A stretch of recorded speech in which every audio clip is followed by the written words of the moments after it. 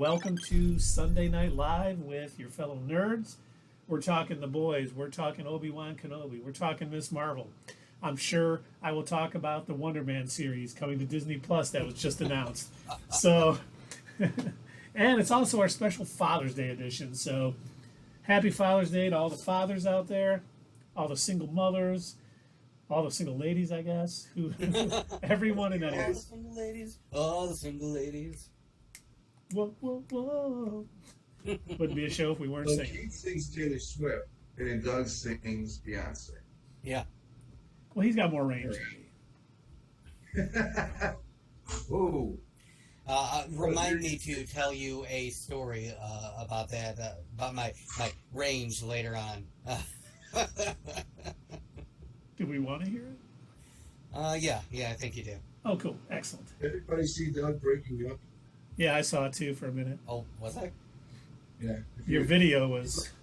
The video gets lines through it. You should turn off that feature on your settings. Yeah, okay, I'll have to definitely do that. Doug, we told you to uncheck the have lines run through me every 2 seconds. Uncheck the 1990s VCR. Oh, that I'm running this through. I have the max headroom effect turned on. Gosh darn it. That's non-stop, Keith. Aye. Welcome. All right, so I mean, what's fun fact for you gentlemen? Did you know the couple that directed the Max Headroom segments on MTV were also the couple that went on to direct the Mario Brothers movie, that train wreck of a horror show that actually made it into theaters. Wow. And that was their resume. It was Max Headroom and Mario Brothers. I can't believe they don't have more in their filmography at this point. With that, I can't believe it took them this long to make another Mario movie, because Mario is so successful in the video game in the video game world, and that movie was so bad. Well, I can understand why it's probably taken them so long, to be honest. If you think about it, first off, it's kind of a tough story to make live action. I think it would have to be animated, because basically when you get down to the basics of the Mario Brothers story, it's like a knight saving a princess from a dragon, right? You got King Koopa, you got Bowser, and he's kidnapped the princess, and he's a big turtle monster that breathes fire, and then you got Mario going after him, right, to try and save the princess. And that's all well and good for, maybe an animated story or something like that, but trying to turn something like that into live action, and, oh, by the way, let's throw in some mushrooms that make you big. I love that cartoon. It's like a comic strip where it's like, yeah, he's saying a giant turtle's chasing him, and a princess was captured, and we found these mushrooms in his glove box. That explains it all. Oh, man. And then I enter the flower, and they make fire. And then I touched the leaf. Diarrhea. All right. Then I touched the leaf, and I turned into a flying raccoon.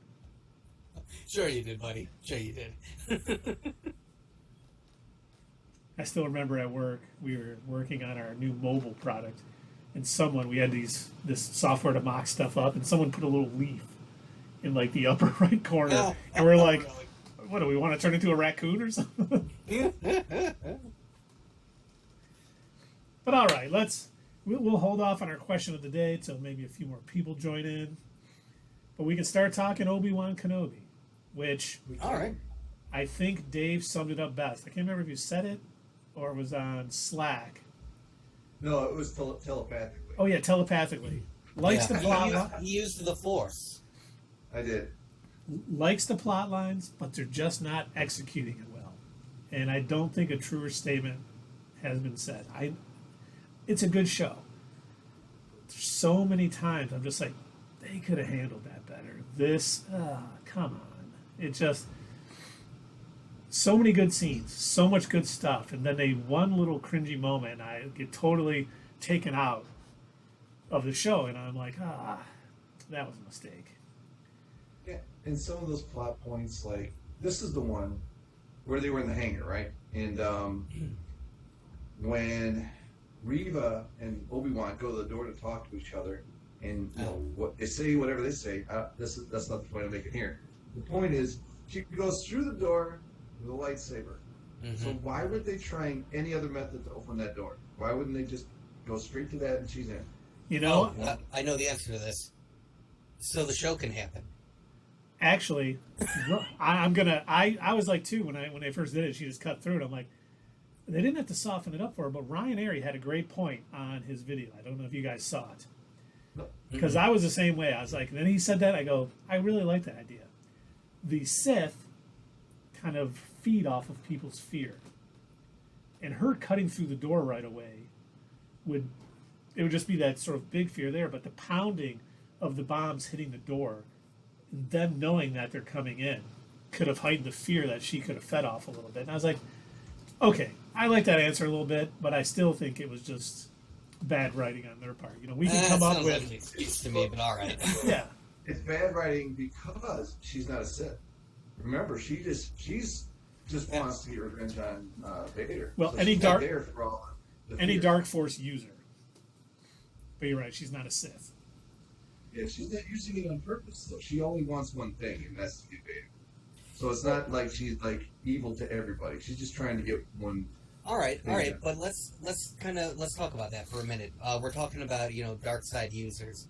What is true about almost all dark side users? Why are they using the dark side? What is it about the dark side that they're even drawn to it in the first place? I'll say this in a meme: unlimited power. Here you go. It is the power. For Vader, he wanted to use the power of the dark side because he was told it would help him save Padme and his kids. Palpatine wanted to use the dark side because he's a Sith master and he wants to use the Sith power, the dark side power, to rule the galaxy. Reva is using the power. They all treat it like a weapon more than anything. They're not like close to the dark side of the Force like the Jedi are with the light side of the Force. Have they ever? Is that right side? The right side, the light side, the right? the good side. Right. I don't know. But, yeah, they're not like really close to it. They wield it almost like a weapon. And I wonder too. Like, I like the fact that she's trying to get revenge on Vader. I think, Sith will go up against Sith all the time. Rule of two. Maybe if she wants to get revenge on Vader for what he did, obviously at the Jedi Temple back during Order 66, but does she want to become Darth Sidious's new apprentice? No. I don't think she has any interest in that at all. Or, here's my other thought. With the way Vader has been treating her and handling her, because he didn't kill her. He easily could have killed her at the end of this episode. He chose not to. Is he looking to use her hate to build her up in power, and maybe this is another avenue for him to take over, take out Emperor Palpatine and rule the galaxy himself? Because we know he wants to. He told Luke in Empire Strikes Back, join me, together we'll rule the galaxy. This point in the story, I don't think so yet. Because I don't think he decides to turn against the Emperor. From what I can tell, he's worried about the Emperor replacing him at this point in the story, especially in the Vader comics. But he's not trying to remove the Emperor or take over for the Emperor. He doesn't try and do that until he finds out Luke is even alive. That's true. It is really when he finds out. And that's when he finally is like, he's been lying to me all this time. Fuck this guy. I'm going to take over. I'm going to rule the galaxy. Oh, and son, we can do it together. Like what you mentioned there, I personally don't think it's in character for him to leave her alive, and that whole scene where, like, not this point in his development, but the whole scene where the Grand Inquisitor comes back, and he's just back, right? They don't have any explanation, and he doesn't like rub it into her face like, haha, I tricked you. He just all of a sudden there. We knew he wasn't going to be dead, but why wouldn't you at least say, like, oh, I tricked you, and here's what I did, and this is why you thought I was dead? Anything, just anything. But nothing, it was just assumed that he was back. So I didn't like that very much. I am hoping they go in a little more. When Vader said, did you really think I didn't know, blah, blah, blah, and they made it seem like, yeah, we've been setting you up basically this whole time. But a lot like, the usual suspects. What made that work so well was that they went through and every little detail they kind of explained a little bit. They don't have to go every detail, but you're right. Just him all of a sudden there and Vader, no real explanation.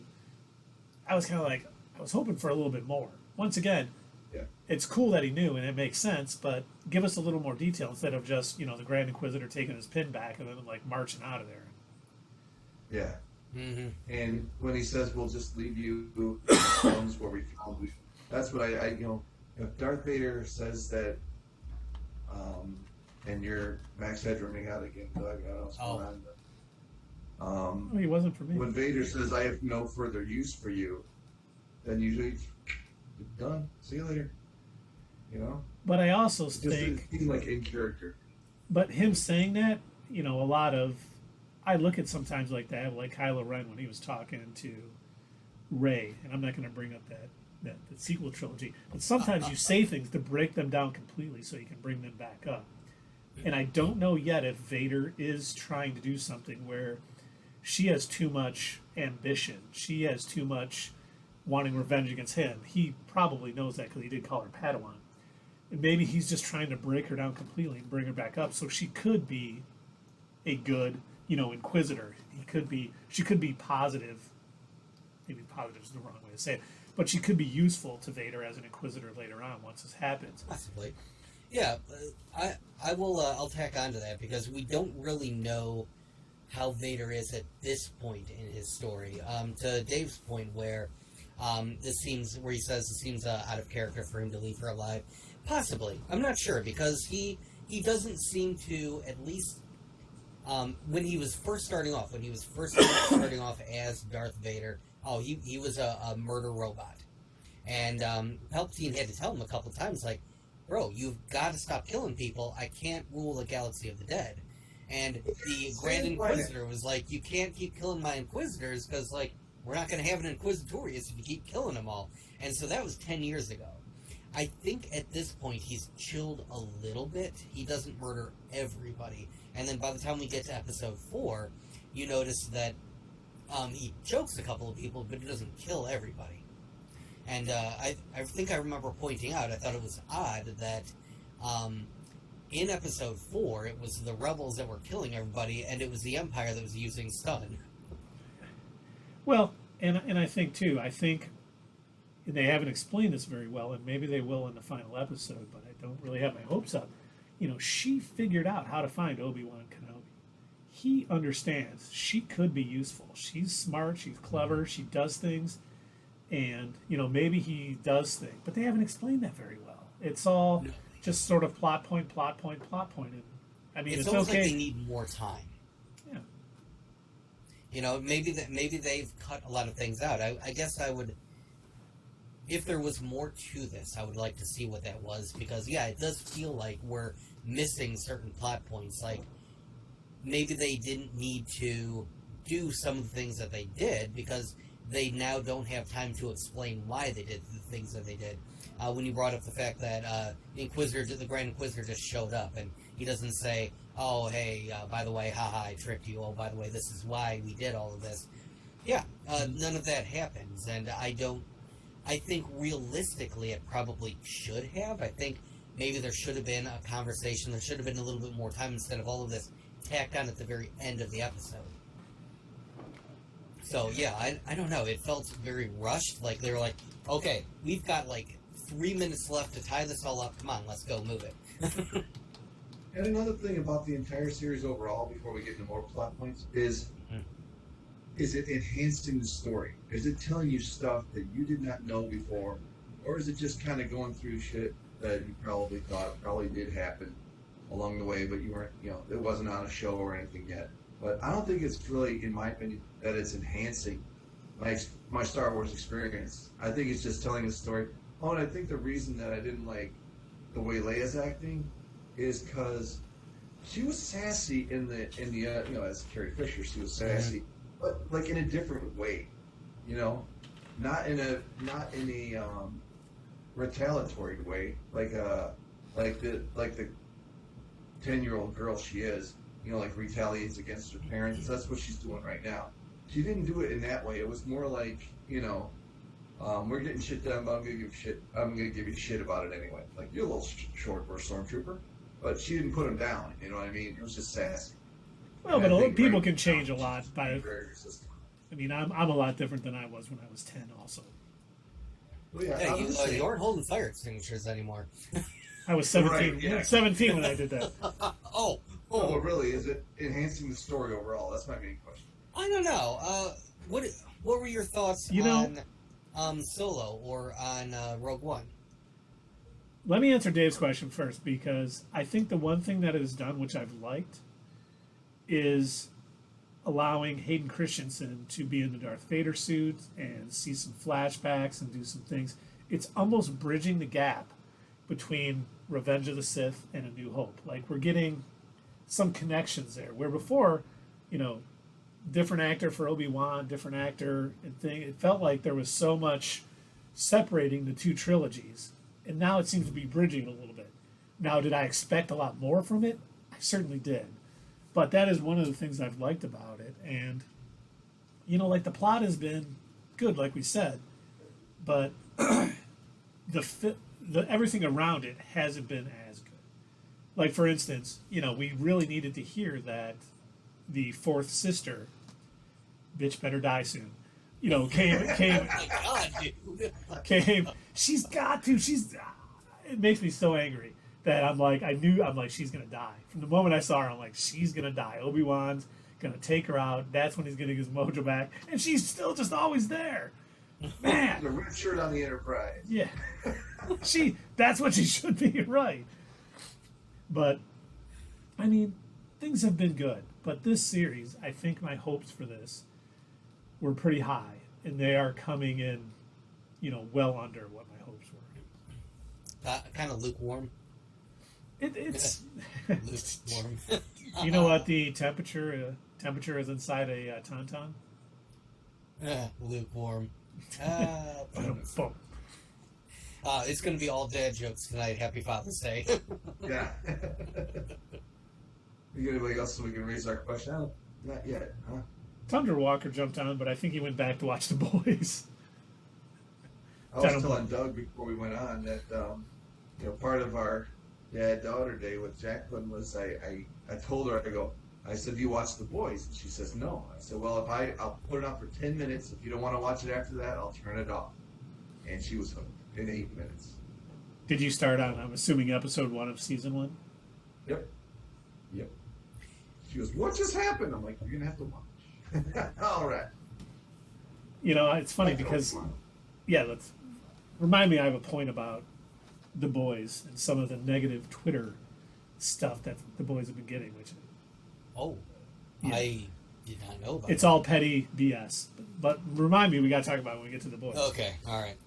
But yeah, I mean, I'm hoping they do a lot with episode 6, but I don't even think they can do enough with episode 6 to really get it back to what I was Episode 6, expecting. that's the last episode of Obi-Wan, It right? is, yeah. So I thought. So let me circle back and ask you, Dave. You were mentioning that it doesn't feel like Obi-Wan is really adding much during this time period. That you know, we probably assumed a lot of what was what's happening, things of that nature. So again, what I was asking before is, how did you feel about Solo and Rogue One? Again, kind of taking place during a period in between Revenge of the Sith and A New Hope, telling us stories that I guess nobody really asked about. Nobody has really said, gee, I sure wonder how they got the first initial plans for the Death Star. Wonder how Han Solo got his last name. I mean, these are questions that nobody asked, but do you feel that they added anything to the series? I do. Yeah, I do. I think it was good to learn how, you know, because that was one of the things in the first movie that they said was like, you know, a bunch of, was it Bothans? That was for the second Death Star plans. That was the second one? Yeah. But they did mention the sacrifice of people. Yeah. I don't know. I wasn't wondering before it came out, but I thought it added to the story, yeah. Okay. And Solo, yeah, I always wanted to learn a little bit about the pre-Star Wars Solo, right? And Solo. I definitely agree with Dave. With Rogue One, it really showed the people, instead of just hearing about people sacrificing, you know, you find out more about it. You know, I like the fact that the guy who was working on it, built this, knowing that the Empire was, not good.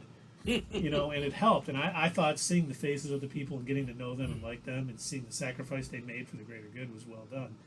And with Solo, it was nice finding out a little bit about Han Solo's backstory well before he ever hooked up with Jabba the Hutt.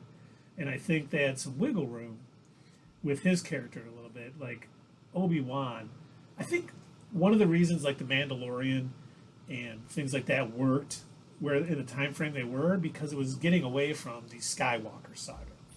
It was characters that didn't appear. So even though it was between Return of the Jedi and A Force Awakens, we had no idea what was going to happen to any of these characters, and that helped. Where we keep getting these shows in between, I really think they need to be done telling stories between Revenge of the Sith and A New Hope, because we know too much about what happens after it. We need either post Rise of Skywalker or more with just the Mando verse and things of that nature, and build that out and maybe get to it, because we've had enough.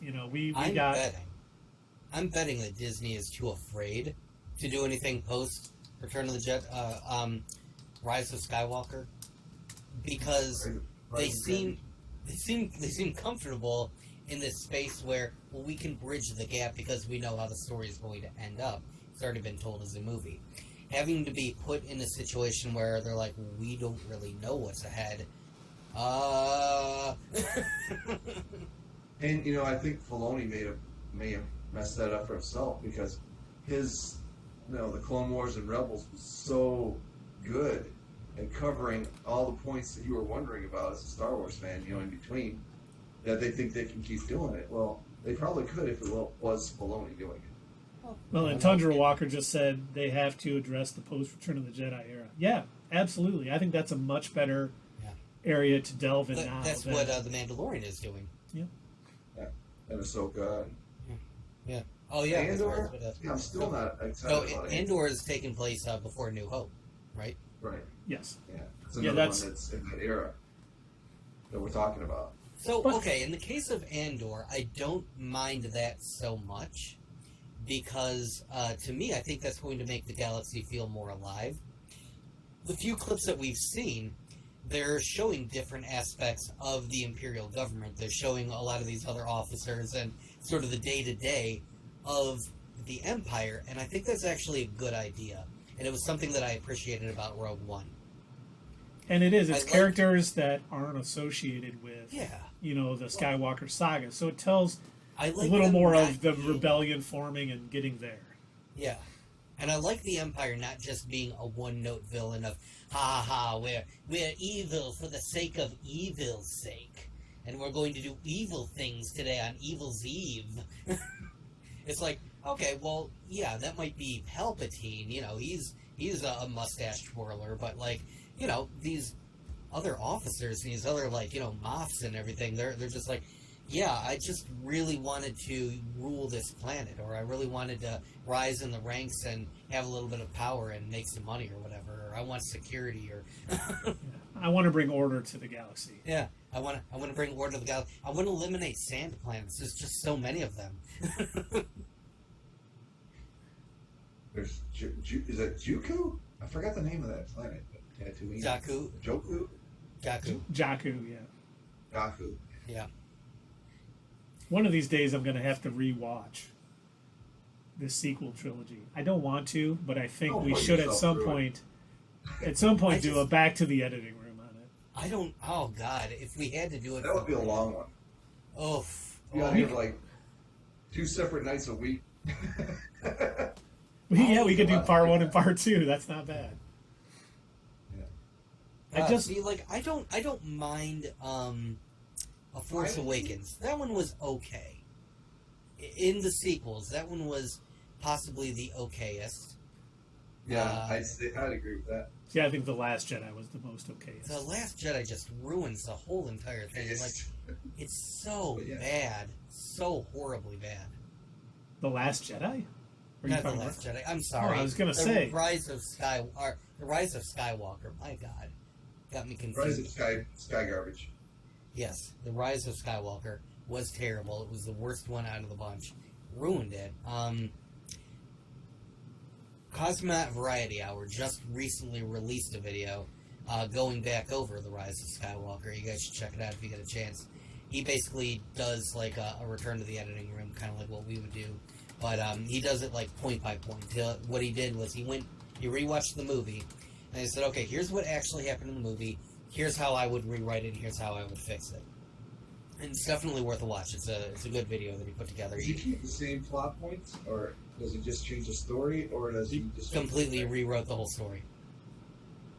He eliminated Palpatine from the movie. Oh, that's needed. Yeah, he goes he wasn't mentioned at all in the previous two movies. It was almost a reactionary thing. It's like they didn't know what else to do, so they're like, reintroduce the original villain.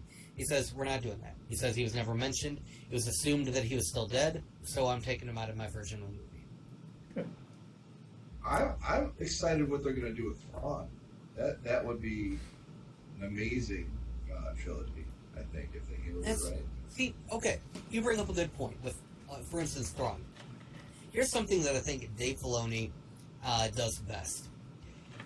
He doesn't mind pulling little pieces, and we talked about this during Mandalorian. He doesn't mind pulling little pieces out of what Disney has considered legends at this point, and actually canonizing it, making it part of Star Wars canon.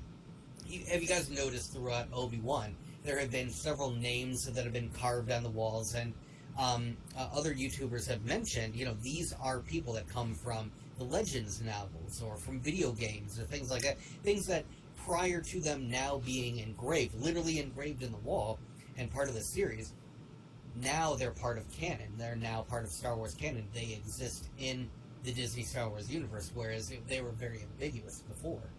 And that's what I like about Dave Filoni, and I like how he's not afraid to be like, yeah, I know Disney said that this is all legends and doesn't exist, but here's the things that I like, and here's the things that I think will work. We're putting it back in. And I think if he would have helped to work on the sequel trilogy, he could have said, why are you bringing back Palpatine? Do you realize how many other villains that you can pick from? Do you realize how large this toy chest of Star Wars characters is? You can do better.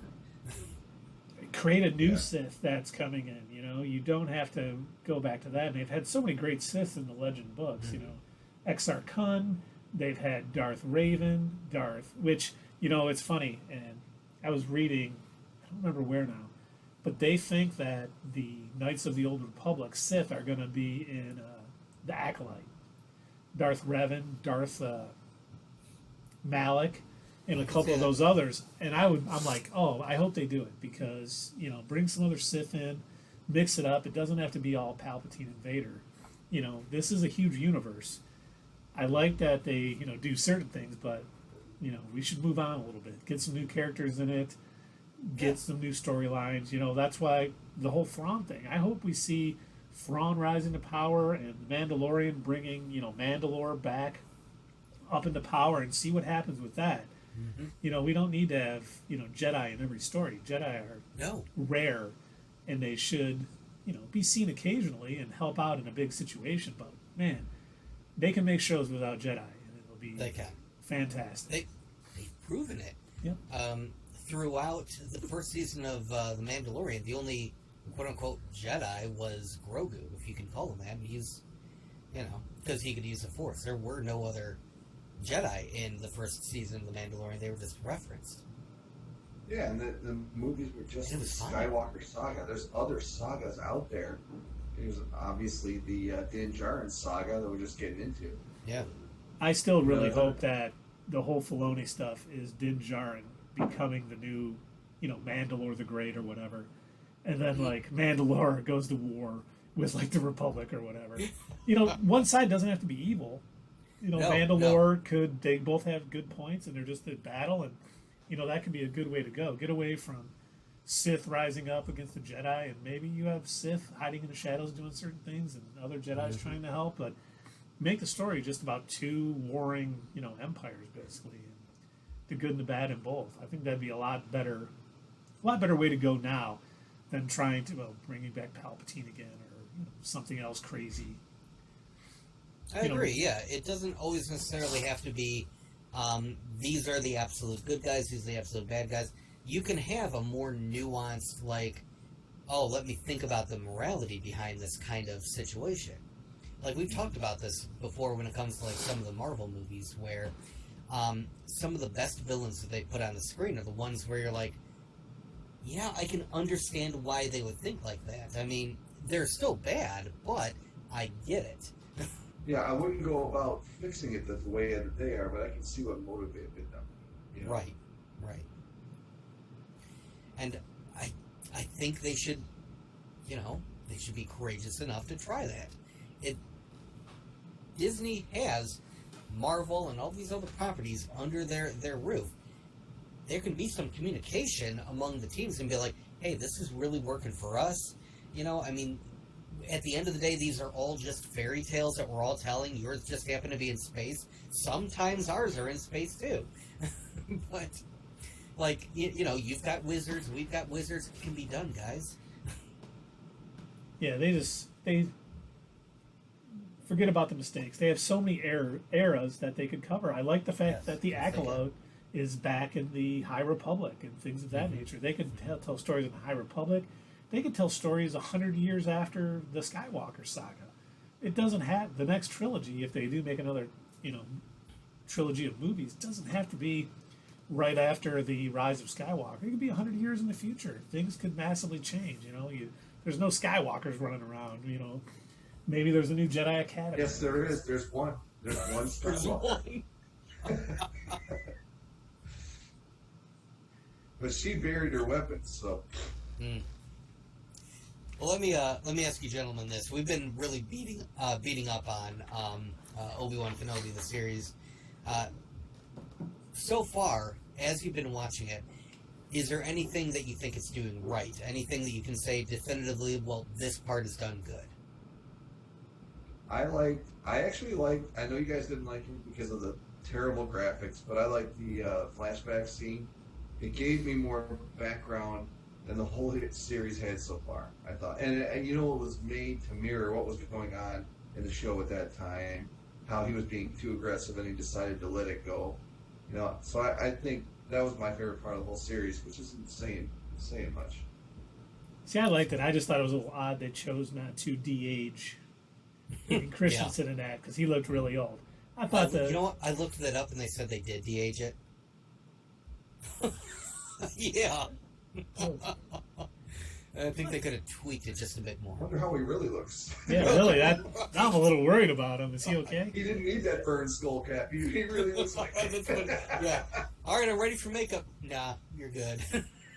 See, and I think they've done other things good for me too. I think the basic plot has been pretty good. I like the fact that this event with Leia is the thing that brought him off planet. I love the fact that he has had this disconnect from the Force because of what happened with the Jedi's, with all the Order 66, everything he's went through post Revenge of the Sith. He's been kind of down, and he's starting to get it back. And I think his first fight with Vader was probably Hayden Christian has said he was like he didn't like how, or he was shocked at how disconnected he was from the Force and all this. And I do think, I hope they have another battle at the end of episode 6 or in episode 6 where we see Obi-Wan Kenobi back.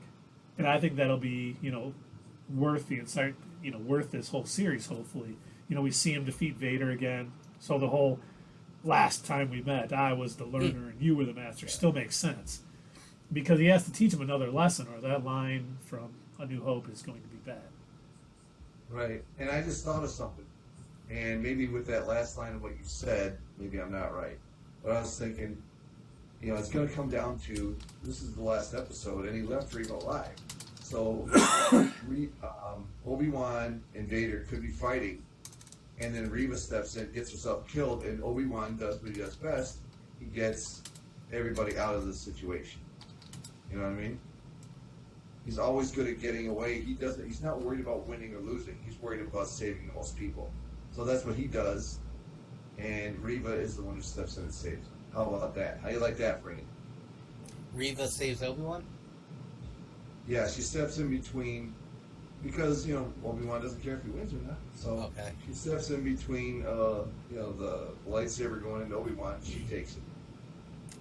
I think that'd be out of character. Yeah. Yeah.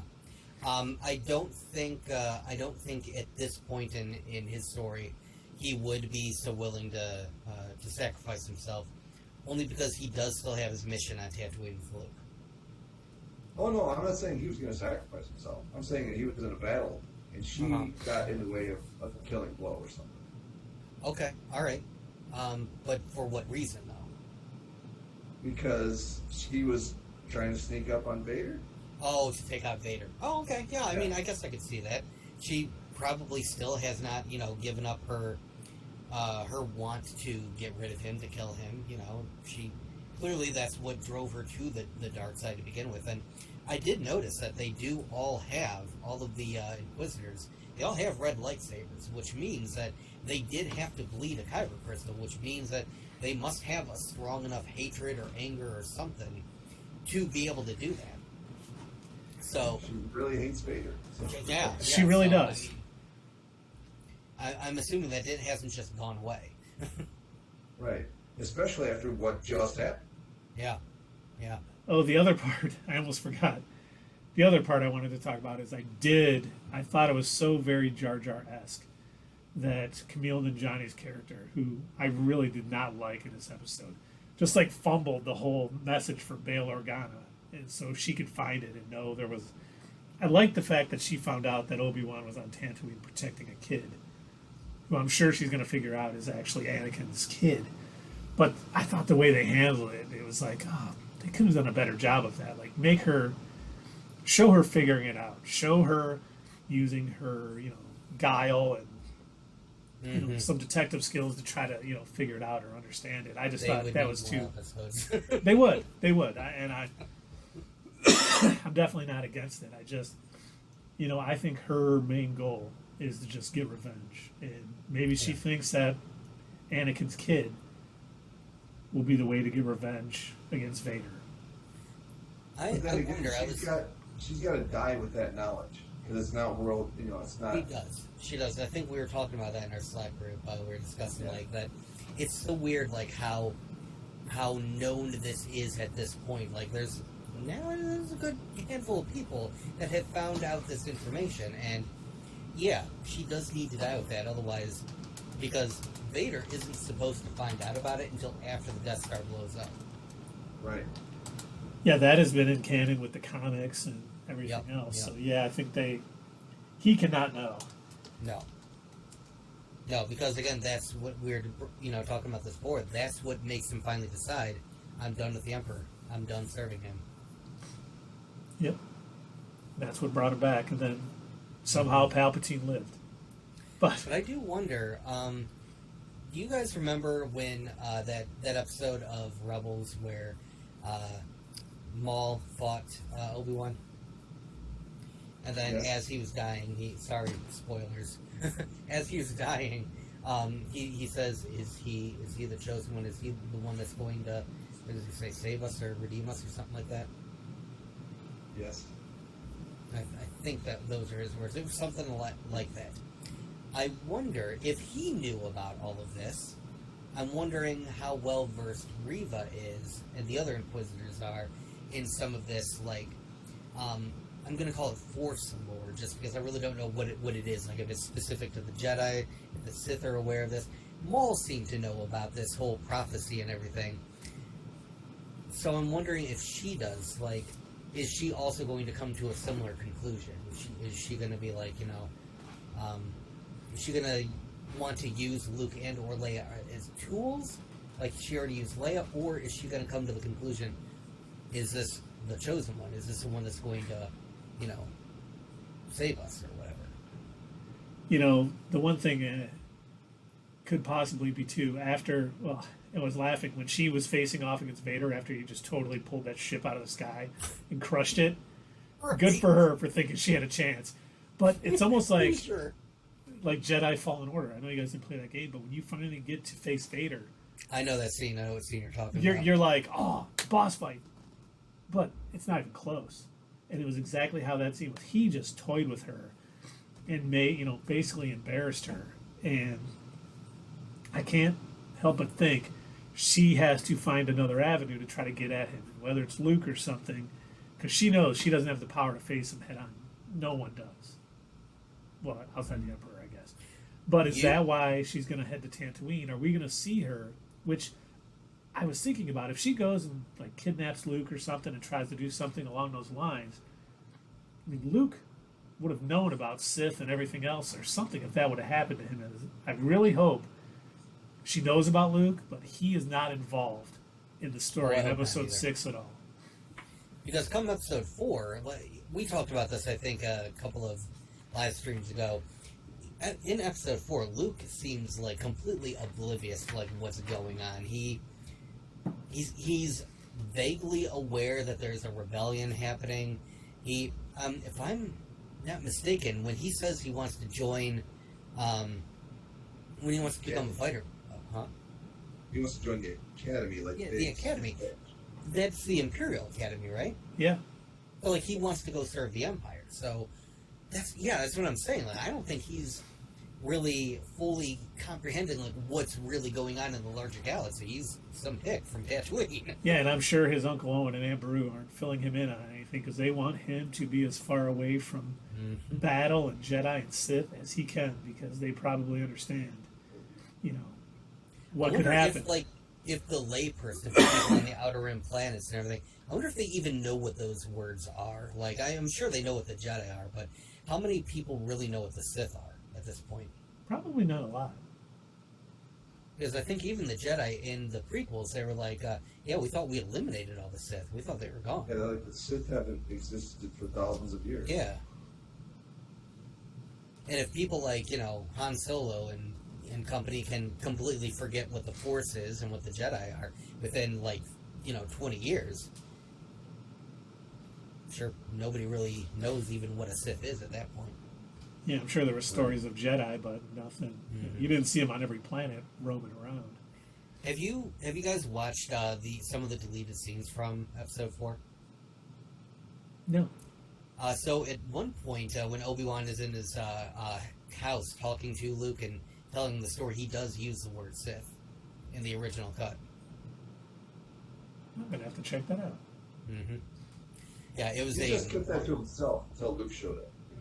It was a much longer movie, and there was like a really long scene of Luke staring through binoculars at a space battle going on up above Tatooine, and hanging out with his friends and talking about hanging out at Tashi Station to get power converters.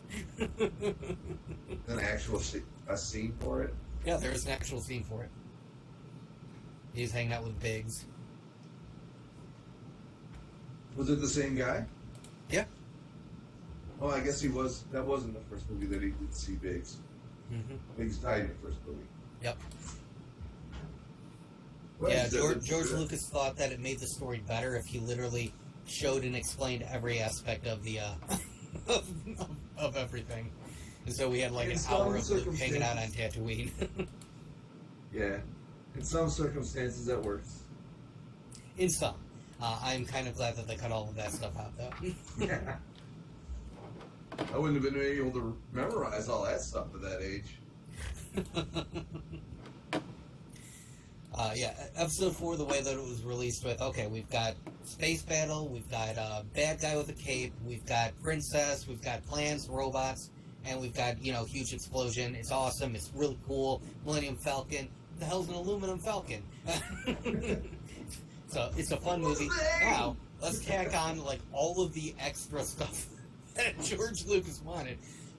There's this farmer kid, and his name is Luke, and he's got these friends, and let's introduce all of his friends. He's got 5 friends, and they like to hang out at Tashi Station. And they have the one pair of binoculars that they share amongst themselves, and they all fight and argue over who gets to look through the binoculars. That's just the thing. And don't forget, every time you look through binoculars, a Tusken Raider jumps out at you. Doesn't matter where you look. Oh, man. And then, like, an hour and 20 minutes, we finally meet Obi-Wan. Yeah, he's stumbling home drunk. Luke, we have to go to the middle of the desert. I buried my lightsabers. Again?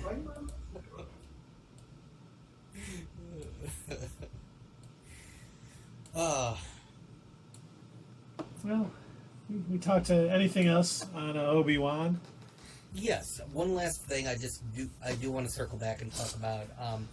You started talking about how Vader was toying with Reva. And I want to add on to that because I think that was one of the best scenes. I absolutely love that they did that in this episode. The fact that he wasn't even going to fight her with a lightsaber at first. And then he didn't even bother to use his own lightsaber. That was the best part.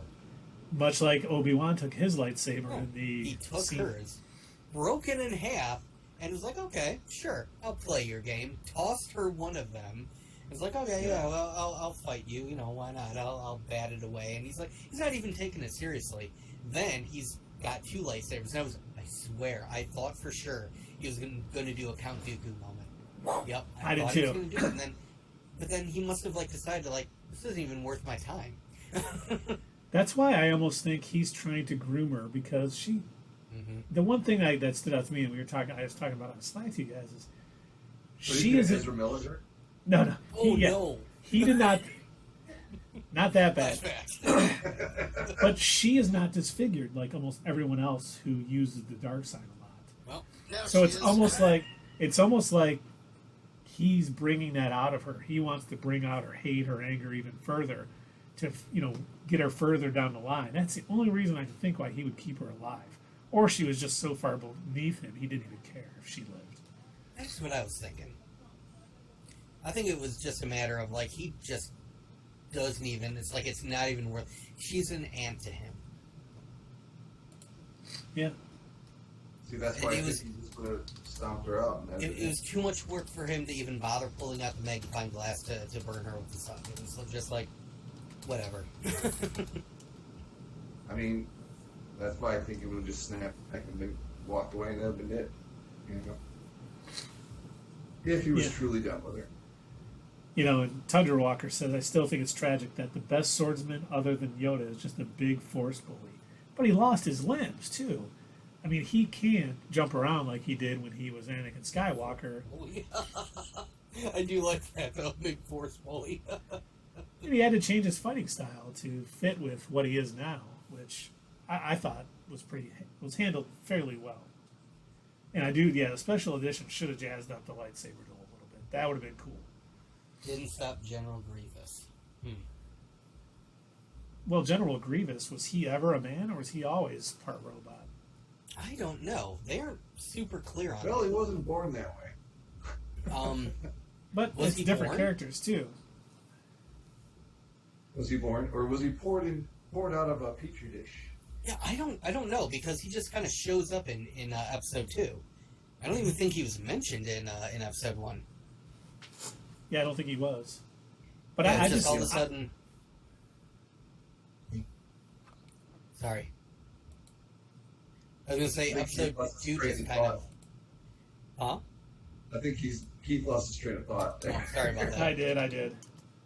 I think episode 2 just kind of showed up with all of a sudden we've got General Grievous. Also we've got Count Dooku, and also Anakin's an adult now, and he's not a little whiny kid anymore. But somehow him and Padme are the same age. Don't worry about it. Don't ask questions. But I think a lot of Vader, in the way he is, was intentional because he needs to be in pain. He needs to have that sort of anger and keep it at. I think the Emperor gave him the suit the way it is to keep him angry and keep his, power and thing. I think That was General in the Grievous. comic. Yeah, I think General Grievous was more built to be that way, to be able to jump and things. You can build different kinds of robots. And I think, being a force bully, which we should coin that term. Tundra Walker didn't say it. But, I think that's, acceptable for what he is. Hashtag force bully. Hashtag force bully. I love that. Hashtag Luke was a Mary Sue. He does. Who's Mary Sue right now is the Grand Inquisitor. How the hell did he come back? That's his That's his Mary Sue moment. Well, Mary Sue, I mean, they just have to explain. I'm telling you, the fourth sister, bitch better die, came back and healed him. They knew she was going to turn on. Because according to Vader, he knew all along, so I'm assuming the rest of the Inquisitors knew. And she came running to heal him, going, Obi-Wan's going to kill me in the next episode, so I got to heal you now. And yet the fourth sister still lives. That's a telling good you. point. By Thunderwalker. Grievous coughs. You know. Yeah, he's got lungs and a stomach and everything because that's what Obi-Wan shoots. So his at one internal point, organs. Yeah. Yeah, at one point he had to be a person. I think he was. Right. And I But think I'm saying he was built to be more agile. You can build different types of robots, like you have protocol droids and you have asmic droids. And I think Grievous was built to be more agile and a better swordsman, where I think the Emperor built Vader to be a force believer. Okay, force his. I think it was intentional, what the Emperor did to Vader, because he could have probably built him up better, and he could have been like he was, but he wanted him to use the Force, his power in the Force more, and keep him angry by being in pain all the time. Because I think they've done a good job of showing that Vader is pretty much in constant pain with what Obi-Wan did to him, to keep that anger going about it. I can't remember if it was the 2012 or 2017 comic series of Vader.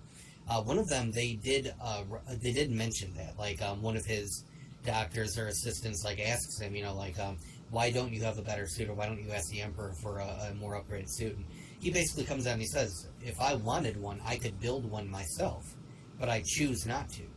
And he says that the pain is what gives him his strength.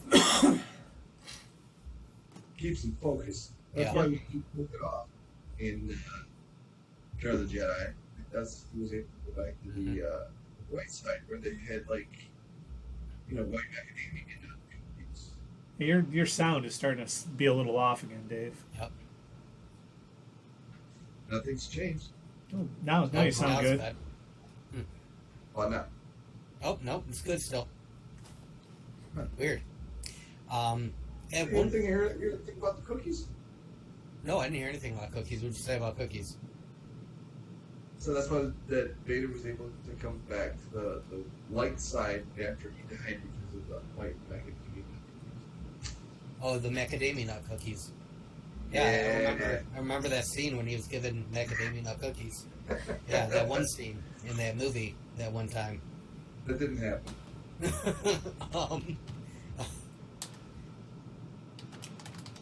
At one point in the comics, he's struggling with, he thinks that there might be some light side encroaching in on him, and he thinks it's because he's thinking of Padme, and so he purposely meditates in order to drive out any thoughts of her.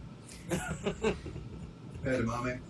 And they show it at one point, they show most of him just swirling with red and black, and then where his limbs used to be still covered in white, and then eventually they're gone. But yeah, he was he was so focused on, I need this anger, I need this hatred, I need to get rid of everything that makes me feel any sort of love or kindness, and I need to get rid of it. I need to purge it from my system. He was nuts in the beginning, in his early days. That is true.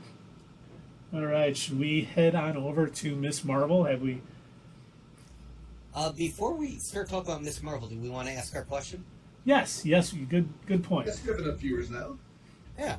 So I'm thinking we got a couple of viewers in, so why don't we go ahead and talk about our question of the night? Well, we need an echo effect. Question of the night.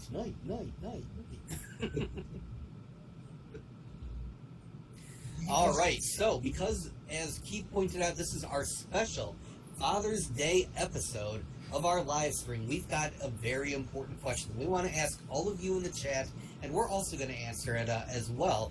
We want to know, who is your favorite comic book father and why? And when we use the word comic book, we also mean possibly from the comic book movies as well. So we're not going to limit you there. But yeah, who's your favorite comic book father and why? See, I'm going to say the best father. I don't want to say my favorite, but I don't know if Dave and I are going to have the same choice, but I picked Jonathan Kent because the way he raised Clark to be is why we got Superman the way he was. And I'm not talking about Snyder's Superman, but he took a kid who could have abused power and brought him up the right way to be this Boy Scout and always do the right thing and save everybody and do whatever needs to be done to do the right thing.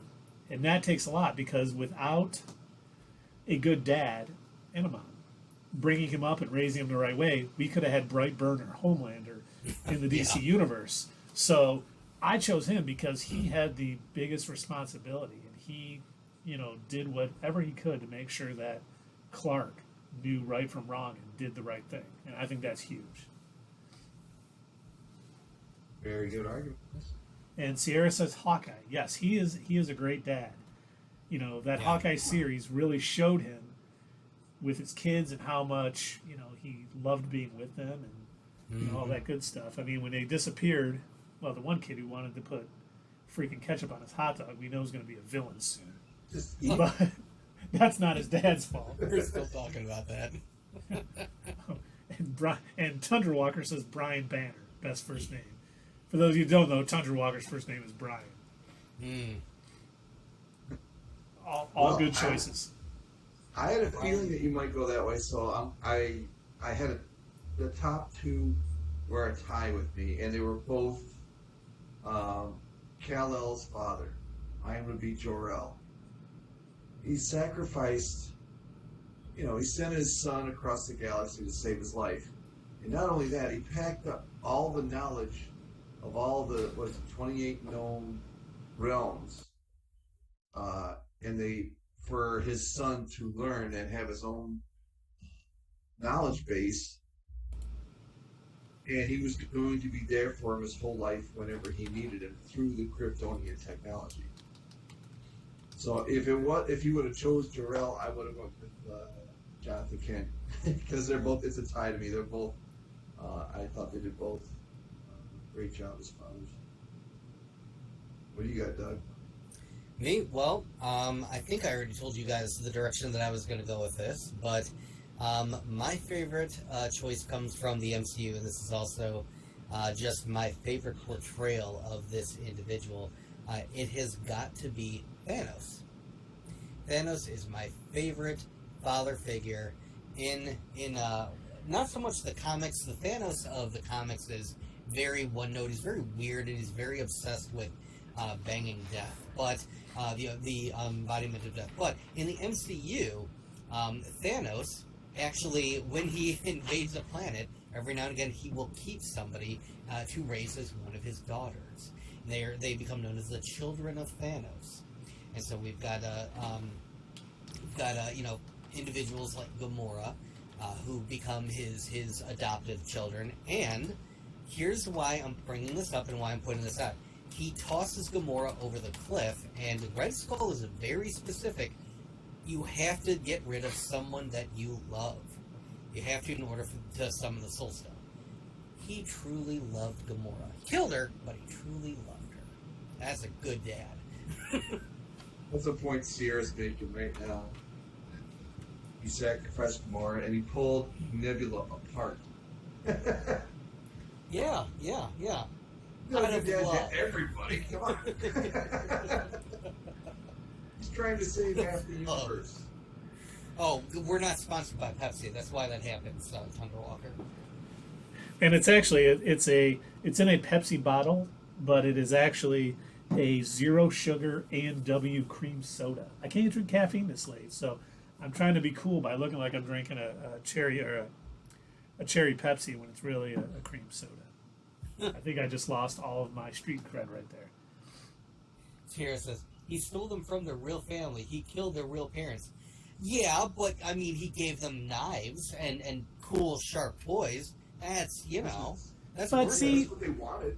He always talks about Gamora being his favorite daughter. And even though we all have our favorite kid, we don't tell the other ones that. I think they're a little off. See, now, isn't that more honest of him? Wouldn't you rather have your parent let you know whether you're the favorite or not, rather than just guessing? No, because you always assume they love them all equally, so you all grow up right. Like Dave saying, Jacqueline's his favorite all the time. Oh, sorry, Sierra. Then you can't say like 1 second before your death, perhaps I've misjudged you, daughter. You can't. No, that's just bad. Good luck to your children, Doug. LOL. I hope you don't give them knives. I already did. Oh. And Tundra Walker says he's going to go with the Red Skull. Because really, no matter what he does, Sin forgives him. Sin is his daughter. Yes, that is true. You must be doing something right if your kids always forgive you, no matter what you do. He brings some ice cream. That's true. All right, let's transition over to Miss Marvel, Episode 2. Let's do it. Which was titled Crushed, which I thought was very apropos with what happened at the end. Well, she had a crush on that boy. That's what I got there. Yeah, but then she was crushed at the end when she found out the boy was basically really just using her, getting close to her. So his mom, her great-grandmother, whoever that was at the end of that episode, could get with her. Oh, yeah, that was her. She's got some weird powers to make her, like, immortal. Maybe not immortal, just longer life. Mm-hmm. Mm-hmm. I am interested to see. I think they've done a good job about having some mysteries with this show. And honestly, I'm loving this show. I think they're doing a great job. Like the whole part, her coming home after meeting Cameron, and she's singing Very Adventures in Babysitting. She's like singing and dancing and just, as happy as you can possibly be. I thought they've played that off really well. Teenagers and their emotions go up and down, and her training and all the stuff she's doing, it's not just she has powers and she's taking people out. We're seeing her putting into work to be that superhero. And I like it. I think they're doing a great job. I think Aman Vellani, or is that her name? Something like that, is great as Miss Marvel. Come on, Reva. That's her mouth.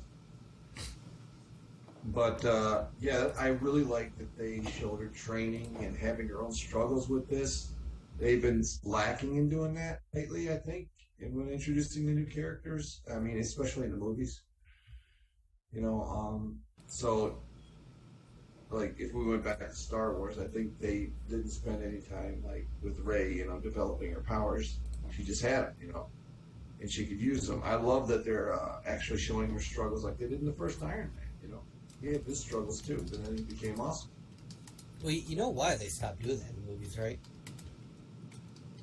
They figured they could get the story quicker.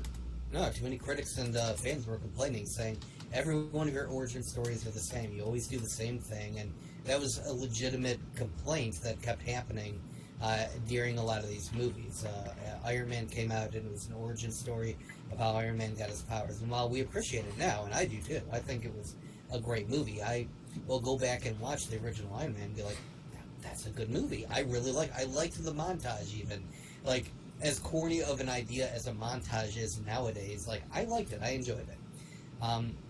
But yeah, by the time they got around to doing Iron Man, Thor, they'd done Captain America, yeah. So they were like doing all of these origin stories, and I think people were like, enough is enough, guys. And so that's why you stopped seeing them do that so much. And I think that was also what drove them to avoid doing an origin story with Spider-Man when they introduced him. They just were like, okay, everybody knows his origin story, get to it. We don't need to see Uncle Ben getting shot.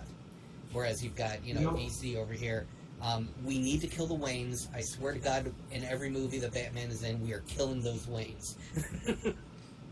Well, the way they did it in the Hulk, too. They didn't go over his story again. They just went through it in the opening credits, just like really fast scenes. I thought, maybe it wasn't the best movie, but that was a really good way to handle it to get to the second step of the story where they wanted you to be. I thought they did that on purpose because of the previous Hulk movie. That's what I'm saying. But they didn't want to go back over that again. So here's a brief showing through the credits. You already know. Yeah. I remember when that movie came out, they weren't very clear. I remember they were asking, so is this a sequel to the Hulk? And they're like, well, it's kind of a sequel, kind of a reboot. You'll see when you see.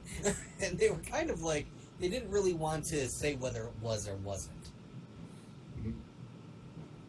Because I do remember when when that did come out, it was, they referenced things that had happened in the previous Hulk movie, but they didn't, it was different enough that you could have it stand by itself without having any connection to the previous Hulk movie either. And yes, Tundra Walker, I do think Ang Lee deserves another shot. I think he's a good director. Hulk is not my favorite movie, but it has some good points. I appreciated all of the little comic book things that they did, all the transitions. I thought that was interesting. I don't know if that would work today. It's a little too Raimi Spider-Man. He took it a step a bit too far with that, but it was a nice touch. If you're going to go with more standalone Marvel movies, like we were discussing in last week's live stream, an idea that if they want to reintroduce characters, that they could do more standalone, disconnected movies. If they were to do that, I wouldn't mind seeing some of these more expressive editing styles or directing styles, like what Ang Lee did with the Hulk movie. And kind of like what they're doing with Miss Marvel. Those little... Yes, I love it. I love that they continued that. I was afraid that they wouldn't, but when they were showing the little text message icons appearing, I'm like, thank God that wasn't just a one-off. I appreciate that. I enjoy that. I think hopefully they'll continue, but I think too why they're focusing a little bit on Miss Marvel's origin a little bit more. It hasn't been told in other movies and things. I think when the Fantastic Four comes into the MCU, we're not going to see their origin because it's been told in other movies, and they're just going to be allowed to jump in and get somewhere. But I think for a character like Miss Marvel, who's never had a movie, she's been in some cartoons and stuff, they needed to do this so people who don't read comics understand the character. There's tons of people who've never read a comic who know Spider-Man's origin from all the other movies. So I think certain characters, they will avoid the origin story, but I think with others, they're going to definitely tell it. Yeah, and it's always good. It makes it so relatable so that you can see their struggle, because everyone's with whatever they do. I totally agree with you. If they just step in and do it, then it's like, okay, I can't relate to that. And Tundra Walker just said, it's very Scott Pilgrim-y. Yes, and we said that last week, too.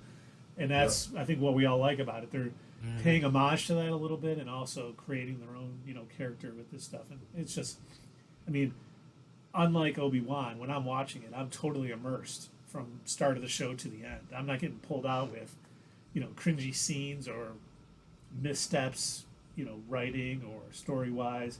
I just think it's great. Did you guys notice something?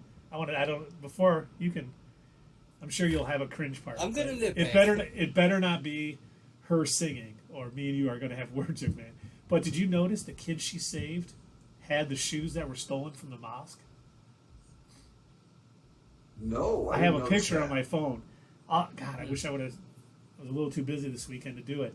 But if you look at the shoes that she puts in when they first arrive at the mosque, and the shoes the kid is wearing, he is the shoe thief. So she saved the shoe thief from the mosque. And I wonder if they're going to talk about that later on. Like, I turned another leaf. I was saved. I have another chance, and I'm turning the shoes back. But I'm sure that was on purpose. Oh yeah, it definitely was. Like they wouldn't have. Stupid kid doing something stupid, guys, that gets saved.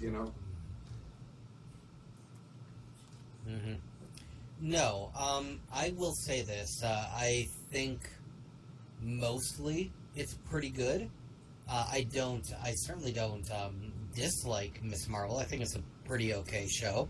I like some of the things that they're doing, and I do like the fact, like what Dave mentioned, I do like the fact that they are pointing, that they're spending a little bit more time explaining her developing her powers. I like the fact that she's not perfect right out the gate. I like that she's still trying to figure it out, and that, even when she's saving her first person, she still struggles with it, and she almost falls, loses focus and everything like that. And I'm glad that she's having a bit of a teenager, right?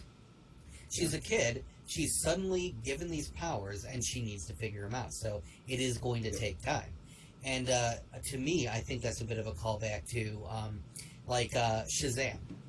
That was one of my favorite little training montages, was the fact that he's granted all of these powers, and him and his buddy have to figure out like how they work, and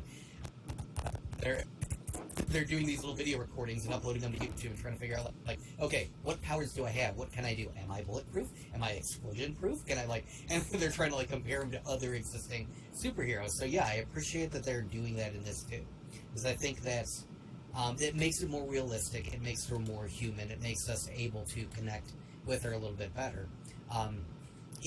Understanding that, yeah, if we were in a similar situation, if we were given some sort of magic bracelet that unlocked an X gene or whatever is, whatever their explanation is going to be, like, we would have to try and figure it out as we're going along too. Yeah, and I think that's great that you just mentioned that they made it linked to her like DNA. It has to do with her. It didn't just activate because somebody put it on. Right, it's not just a bracelet. They made that clear. Yep, that was a really good. I'm glad really they did good. that. Yeah. I thought during that dinner scene when they were all talking, I just felt like maybe Amir and his fiance knew shockingly little about each other for being engaged. That didn't surprise me. If it was an arranged marriage, that's probably why they didn't know much about each other. Is that an arranged marriage? Is that what it was? I think that's what they said, yeah. Oh, okay. I didn't catch that.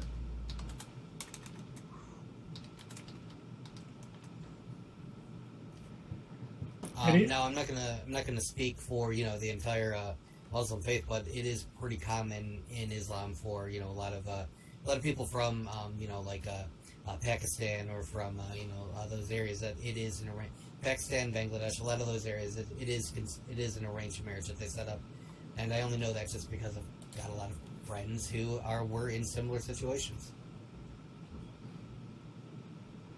And it's like a whole getting to know each other period, I guess, that it extends past their marriage. I will be right back. All right. Now we can talk about Dave.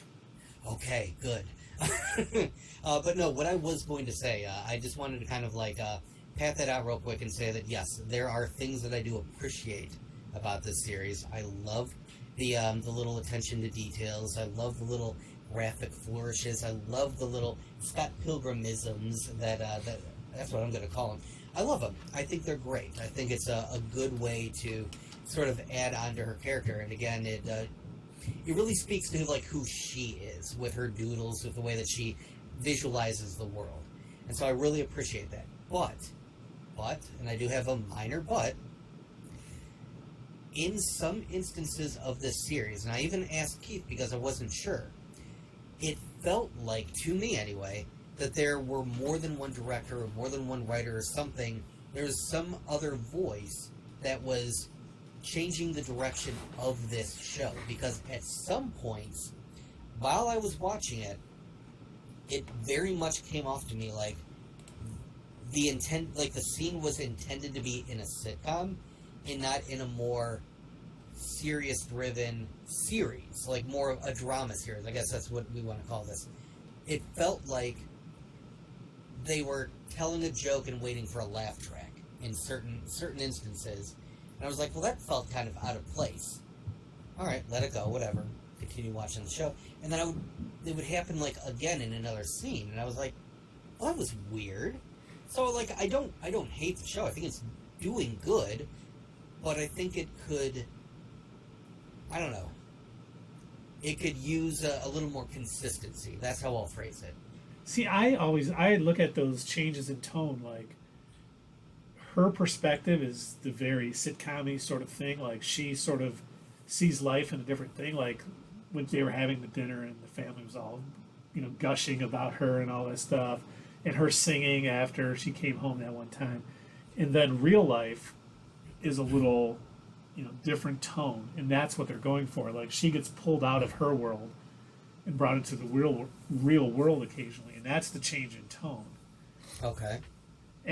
But there are two directors for it, which are also doing the Batgirl film for, I was going to say for HBO Max, but it's going to be a theatrical release now. But I mean, I see it, and it doesn't. I think it's done well and intentionally, just to show the difference between her being the narrator and how the world really is. Because she has a very positive outlook almost. You know, she's very looking on the bright side type girl with all the colors and all the stuff, the Scott Pilgrim-y stuff.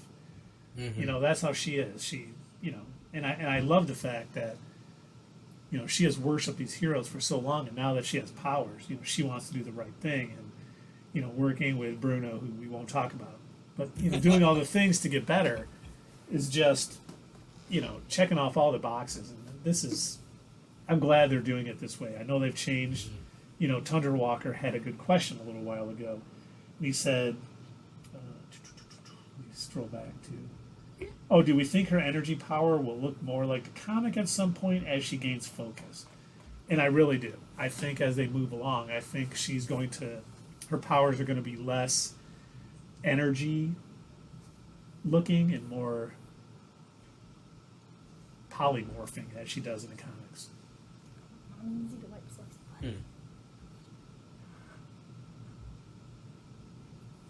So I was wondering about that too. Like, I wasn't sure if it seemed to me so far that they've completely changed her power set, at least to me. Like, for instance, we've got instead of her stretching and being sort of like Mr. Fantastic or whatever, it seems to me like most of her powers are almost similar to that of like maybe a Green Lantern-like character, right? So she's got these bracelets that seem to have unlocked a power in her that lets her create constructs, hard light constructs. That's at least how it. Yeah. So what you just said, Thunder Walker, less Green Lantern. Yeah, I think that's how it feels like to me right now. That's like what her powers are, and I am wondering if they're going to become a little bit more like. I like the way that you phrased it in the chat. You asked. Will look more like the comic at some point. So I almost wonder, are these, hard light constructs of hers, are they sort of like a drawing on a piece of paper, right? Is that how she's visualizing? Is it going to fill in with color and be more solid going forward? I think that might be the way that they take it. I'm looking at this is like her initial use of her powers is like the tracing. It's the drawing, the unfinished drawing that's coming out from her. And then I think eventually as she trains and she learns how to use them, yeah, I think they might end up filling in a bit more. Now, I don't think they're going to be exactly like the comic book. I think it might be a little bit harder for them to be able to create something so animated, because so far they've, and I've mentioned this in our last live stream, they've struggled to show a decent iteration of Mr. Fantastic on the screen, who has stretchy powers like what Miss Marvel has in, she's got basically stretchy powers in her version of the comic, as well as being able to, enlarge in her entire body. But it's something that works well in an animated form and in a comic book form, and I think they're going to have to try and find a way to make that work in live action. You thought the dance scene with him was well done. Oh boy, yeah, no, I have to disagree with you on that one. That was, oof, man. Okay, if we're gonna go there, then I think the Cloud version of the villain from Rise of the Silver Surfer was the best iteration of that character. So you're muted. I'm back. What did I miss? We were just talking about different ways that they could end up changing up her powers set a bit in the show. And I mentioned, and I'll run this past you as well and see what you think about this. What if her current iteration of her hard light constructs, what if that is similar to her drawings? What if it's like, those are just the unfilled in sketches, right? And as she trains and as she grows in her powers, what if they start filling in? What if they become more colorful? I like that. I think that very well could happen. I think that's an excellent theory because I do think they're going to make it more comic book-esque by the end of the show. They're just starting out like she's new, like you said. She's still learning it, and as she trains more and more, she's going to be better with it and everything else. Tundra Walker also committed a grievous sin. He insists that the dance scene with Mr. Fantastic and Sue Storm was well done, in his words. The dance scene with Reed Richards and Sue Storm? With Reed Richards and Sue Storm in the Fantastic Four movie, the second one where they get married. Oh my God, he did not say that. And it's in the chat. The best dance scene from any comic book movie is from Legion with Aubrey Plaza. And I will die on that hill. It is the most... That was good, but I think the dance scene with Peter Quill at the end of Guardians was even better. The dance battle? Yeah, the dance battle.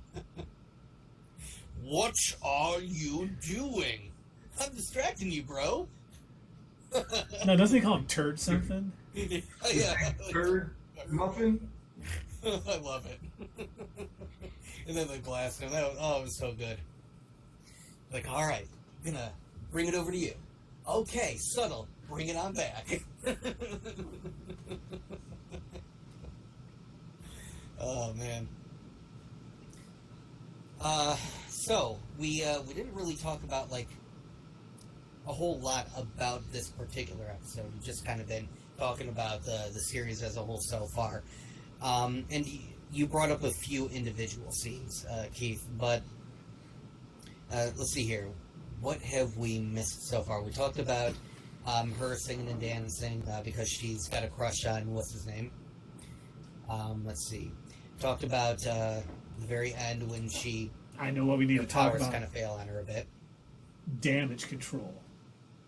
Yes. Okay, very good. Yeah, let's talk a little bit about damage control. I love that character did the same thing with... Same thing. Tricking him into... Oh, you know, that thing you showed us, we all do it now. We love it. And then he, like, turns on her just like that. And I was like, thank God. I'm glad that character is basically doing the same tricks on kids to get them to spill their beans that he did in, No Way Home. And don't worry, Tundra Walker, we will never say the best dance scene is Peter Parker from Spider-Man 3. But I do love, for those of you that play video games, in the Spider-Man game, you can do the shooting when you're walking down the street at people from Spider-Man 3, one of the worst Spider-Man movies of all time.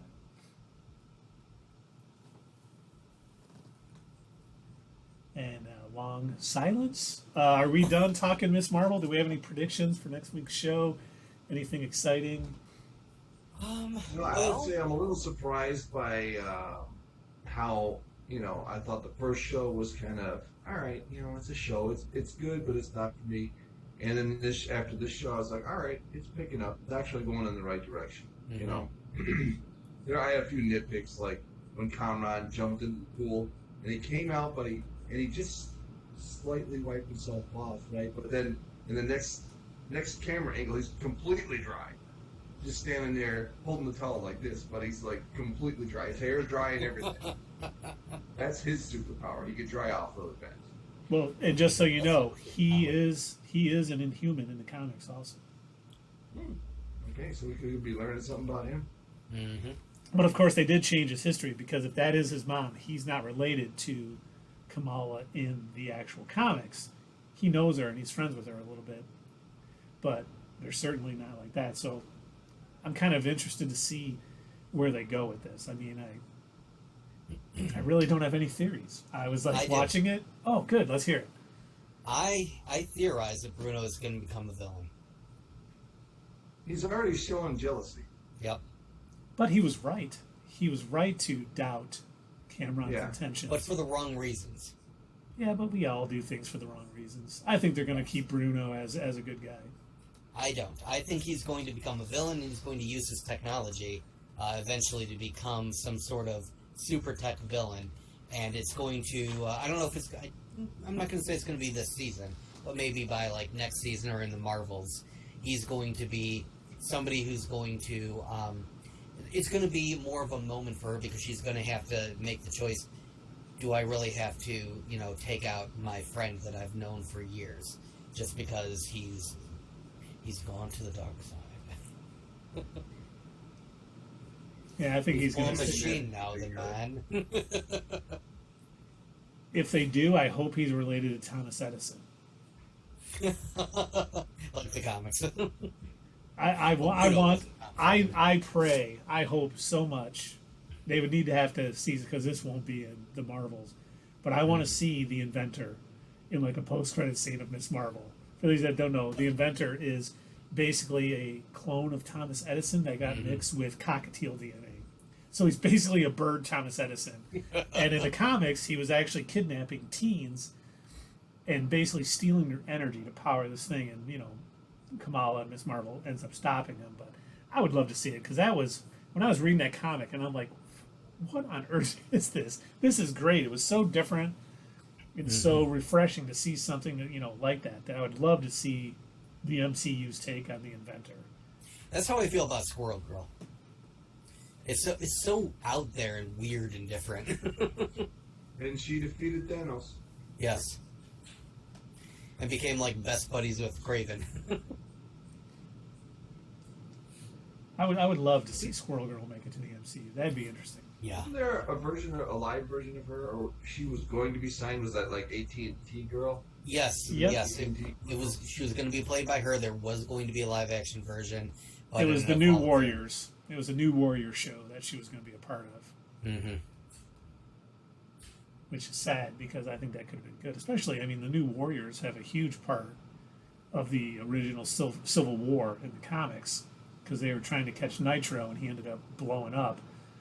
Tons of people died, and that's what led to the comics Superhero Registration Act. So, I know they got to change everything up, but it would be nice to see the New Warriors. We're getting Nova soon-ish, I suppose. I don't think they've announced that, but when the date's coming. But, Namor is supposed to be coming, and Black Panther. Who else? Wakanda Forever. Who else just got their own series? Oh, you want to talk about that? Hold on. I got a picture. Ooh, we got a picture. All right. So let's transition to it. One of my favorite superheroes, Wonder Man, is getting a series, a Disney Plus series. Excuse me. So I'm excited. We thought he was going to show up in WandaVision in some way, because his brain patterns were what the original Vision had when he was brought about, so him and the Vision consider themselves brothers. So it'll be interesting to see where they take this series.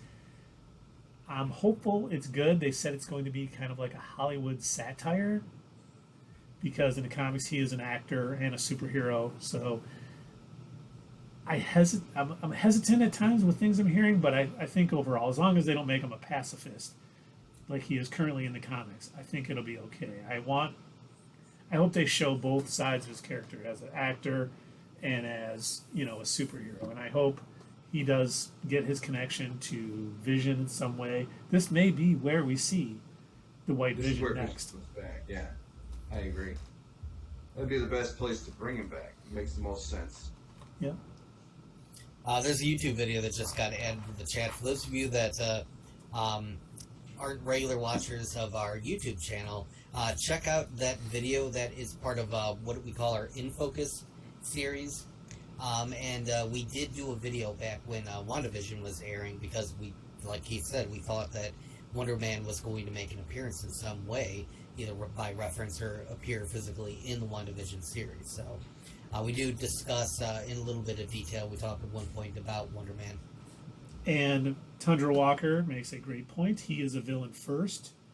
And we may see Wonder Man before his series, because, what happens in the comics is Zemo gives him these powers. His company that I think Williams Electronics was run out of business by Stark Industries. So he did not like Tony Stark, and Zemo used that to turn him superpowered and against the Avengers. And he basically, at the last minute, figured out, I'm wrong here. The Avengers are the good guys, and I'm doing the wrong thing. And he ends up turning on Zemo. And Zemo said if he didn't, stick with him, he would die. And he died. But he didn't die. He just went into a coma, while his ionic energies kind of changed who he actually was, and he ended up coming back later. and he had a fear of death for a while. And I would love to see the Thunderbolts movie bring Wonder Man in prior to his series, so we see him join the wrong side, and hopefully make the right decision. He teams up, and as he, like we know with a lot of the Thunderbolts, even though they were villains for a lot longer, they start enjoying being the good guy. It's like, wow, this is pretty cool. We're saving people, we're doing the right thing, and I actually feel good about myself. And he ended up turning on Zemo. We may see Wonder Man do that in the Thunderbolts movie if that's how they decide to bring him in. I do think he needs to be a villain first. I absolutely agree with you. I think that will be how they introduce him. I think he will be part of the. I think the MCU Thunderbolts, the one that we think Val is putting together.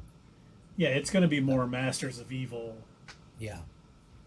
Originally than the actual Thunderbolts are going to do it. Yeah. So hell, Zemo might even be part of it too. And you mentioned this idea of Zemo giving him his powers. What if it is your new favorite Skrull as the power broker? Sharon Carter? Sharon Carter. What if Sharon Carter is the one who's divvying out powers because she now has, some newer version of the super soldier serum, but maybe it's going to be like a compound V sort of thing where it can bring out other powers. And Tunderwalker, he says, so do we think that Ultron somehow used his brain engrams to build Vision? Maybe. I think that's certainly a possibility. But I also have a theory that how Wonder Man could get his powers outside of how he got them in the comics. Okay. What if the Scarlet Witch is using him? It's not the Thunderbolts or the Masters of Evil and Zemo that he turns on, but he gets powered up by Wanda to help her fight the Avengers and anybody else, and then he has that same, figures out, hey, I am on the wrong side here, and I better stop it. He is the one who maybe stops Wanda. I with how powerful they have shown her. If she's still alive, then sure, because I think that she is going forward still going to be a villain.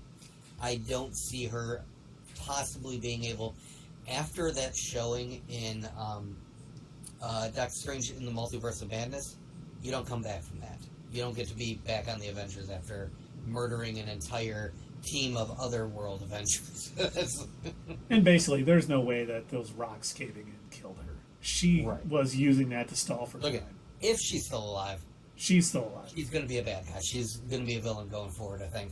Because it's sort of like the argument that they make with Darth Vader or Kylo Ren, like, oh, well, they could be good guys now. No. They're not going to forget about all the child murders. You're going to be a good guy after that. And that's why Vader died. I mean, and they may do that with Scarlet Witch. She may do something to save everybody, the universe, or something else, but no one's ever going to know that she saved everyone. She's going to be a villain in everyone's mind for what she did in Westview, what she did if, word gets out, which the general public seems to know a lot about what the Avengers do and stuff, but like we're learning with Miss Marvel. So if they find out she basically straight up murdered the Illuminati, in the 838, they're not going to accept her back. There's no way, she can be on the lunchbox, as Doctor Strange would say. Have you guys seen that, I think it's an animated series that's set in the Star Trek universe about, like, all of the other people that are on the ship? The Lower Decks or Project? The Lower Decks, yeah, I think that's what it's called, yeah. I absolutely need, in Disney Plus, I know that you watch our live streams, you watch all of our, Disney, Marvel, Kevin Feige, you're all huge fans, you subscribe to us. Here's what I need you to do. I need you to create a series on Disney Plus where it's literally just like the news van that drives up and reports on all of these big battles. And I want to see them sort of like tornado storm chasers driving through a field, weaving in and out of monsters, holding a camera and reporting on everything that's happening. And then at the end of the day, like, well, that was another tough one.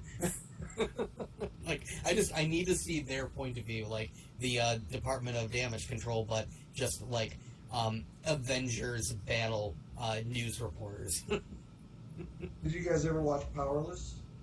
Oh yeah, Powerless. It was kind of like that. It was a comedy, but it was like, Yeah, Vanessa Hudgens was in it. Superhero stuff. Superhero stuff. I'd have to Google it. I don't remember it. It was on NBC one season. It was all right. And Tundra Marvel had something similar called Damage Inc. Yes, I do remember that. And we didn't mention it yet. You know, Wonder Man's brother, Simon Williams' brother, is the Grim Reaper. And I am looking forward to the Grim Reaper also joining the MCU because, you know, there's an interesting, villain there. You know, Simon Williams takes the fall for... Yeah, it was Vanessa Hudgens, right? Robin, right? What? What's that? So his brother's name was Robin, right? Not Robin Williams, no. His name was Eric Williams. No, none of that. But, you know, one of my favorite comics, I think it's like 161, but the Grim Reaper comes, he doesn't believe that Wonder Man is his actual brother, Simon Williams, and he, like, basically captures both Wonder Man and the Vision, and he wants to, you know, destroy them both because he thinks they destroyed the memory of his brother and all this. Really good stuff, and I'm really hoping if it is a Hollywood satire, at least we see, you know, him be a hero and other things. I hope it's... I don't want to see the MCU do full, necessarily, comedy shows. You know, it's good to have comedy in it. I think She-Hulk is a good, you know, avenue for more of a comedy show because she kind of had the comic from Byrne and Dan Slott that kind of went down that road. I just don't know if I want to see Wonder Man in a full-blown comedy. Or a musical. I think they learned their lesson after Hawkeye. Oh my God! Still the worst post-credit scene. Yeah. Okay, well, how about this? Let's just real quick circle back to Miss Marvel. Do you have any predictions for a post-credit scene for Miss Marvel, or is it too early?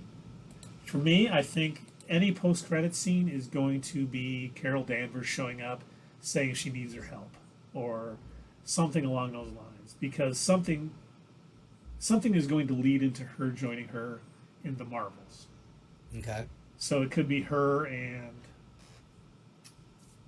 oh my God, Monica Rambeau showing up and saying, we need you, you know, blah, blah, blah, whether, I don't know how they're going to find out about her unless she does some big, you know, saving thing in New Jersey, but they're going to find out about her and they're going to come and basically say they need her help.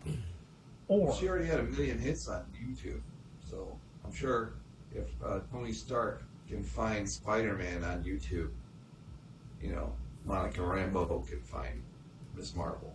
What if it's one of the Skrulls, or what if it's Nick Fury? What if? eh, But yeah, I could see that, like just some sort of bridge that will help kind of explain how to go from Miss Marvel to the Marvels. or since we know Kate Bishop is probably going to show up in this series based on the credits saying will she show up and need Miss Marvel's help for some Young Avengers type adventure?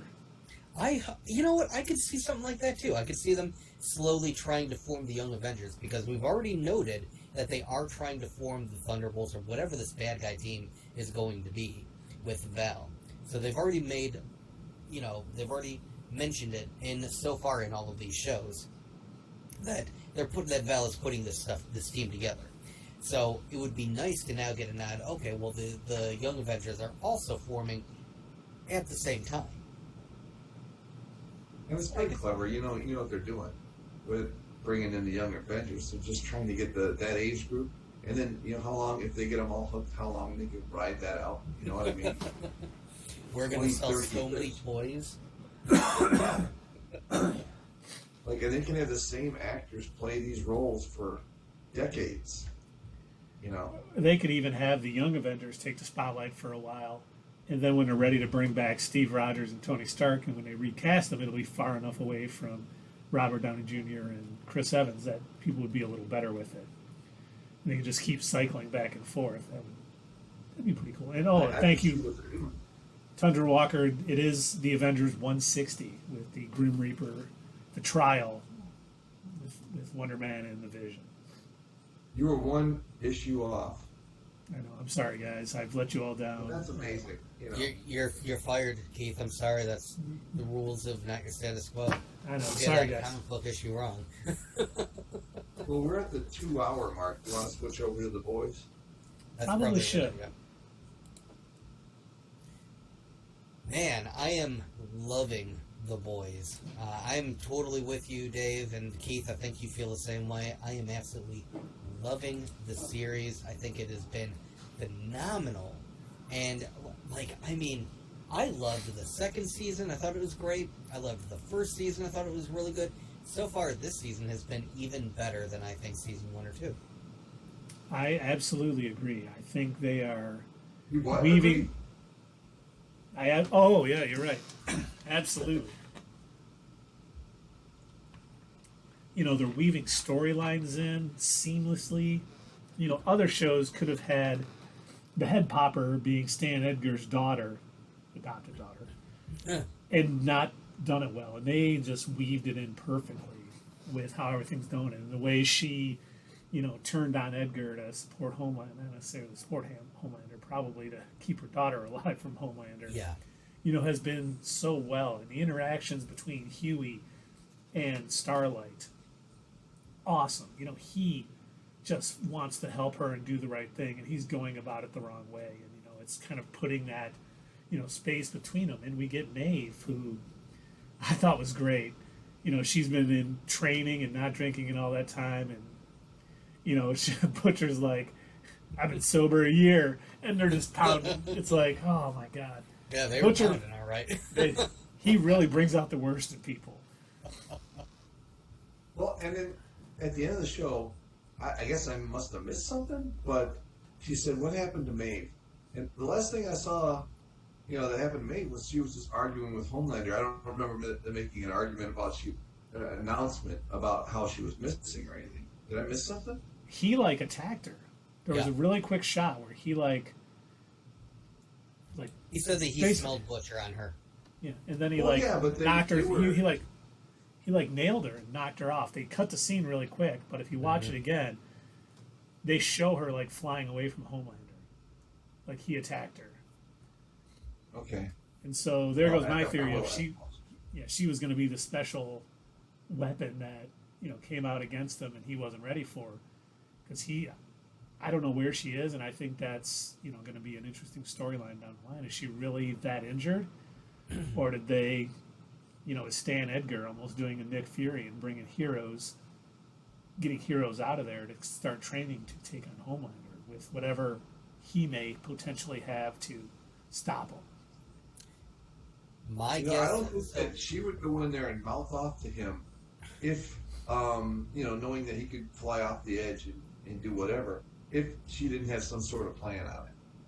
Maybe I just rely too much on them people having alternate plans that we don't know about, but, I thought Maeve was having a good season. I thought so too. I don't know. I'm hoping. I know that The Boys isn't really the type of series that pulls their punches. They have no problem with violently murdering people off. My hope is that it's something like he beat her within an inch of her life, and in Homelander's world, in his eyes, he probably sees this as mercy. I'm showing you mercy by not completely killing you. Because at this point in the story, he sees himself as a literal god amongst men. And so my hope is that she's in some sort of, Vought-controlled hospital somewhere, probably in a coma, and not dead yet. Because I would like to see her be able to get a little bit of payback against him. Because she was one of her arc, going from the first season to the second into the third, has been an arc of redemption, where she was another one of the heroes that literally, truly thought and wanted to be a hero, a real hero, before she had to kind of fall in line with the normal day-to-day of the way that Vought actually is, of what the Seven actually is. They're not really heroes, they're just products, as Stan Edgar put it. Yeah, and if you, when I went back and watched that episode with Jacqueline today, it's like that's how they presented it. Before everyone knew about the V, the Kevin V, they're like, "Yep, we're a superhero company, and these are our superheroes. And here's how much they're going to cost you." Yep. Yeah, the whole thing. Brian says, or sorry, Tundra Walker, they're pulling lots of punches versus the comics, and while the comics is a lot raunchier and stuff, I don't think they're pulling many punches. It's gory. I mean, we see a lot of things, and next week is Herogasm. Tundra Walker, I don't know if you read that issue. That was bonkers, and they're saying this next episode is going to be absolutely nuts. Oh, and he's right. It's not Maeve's story. This series is I'm about not two saying people. that it's her story. And No, I wasn't implying that was the case. I'm just saying that I would still like to, because they have changed up this series from the comics quite a bit. You pointed that out as well. But I would like to see her still be able to come out of this having gained something. I don't put much stock into it because, again, like I said, anybody is, it is possible for them to die. So, I'd like to see it happen, but yeah, it's probably not a guarantee. Yeah, I think the fact that she wants to be a hero is going to push her story down the line, and that's why she's willing to help against Homelander. But, I mean, we've seen, Game of Thrones, for an instance. I know Dave hasn't watched it, but, in that show, don't get accustomed to any... Yeah, don't get too accustomed to any main characters because they die pretty quick. So killing Maeve wouldn't be the worst thing possible, but it would be shocking. Yeah.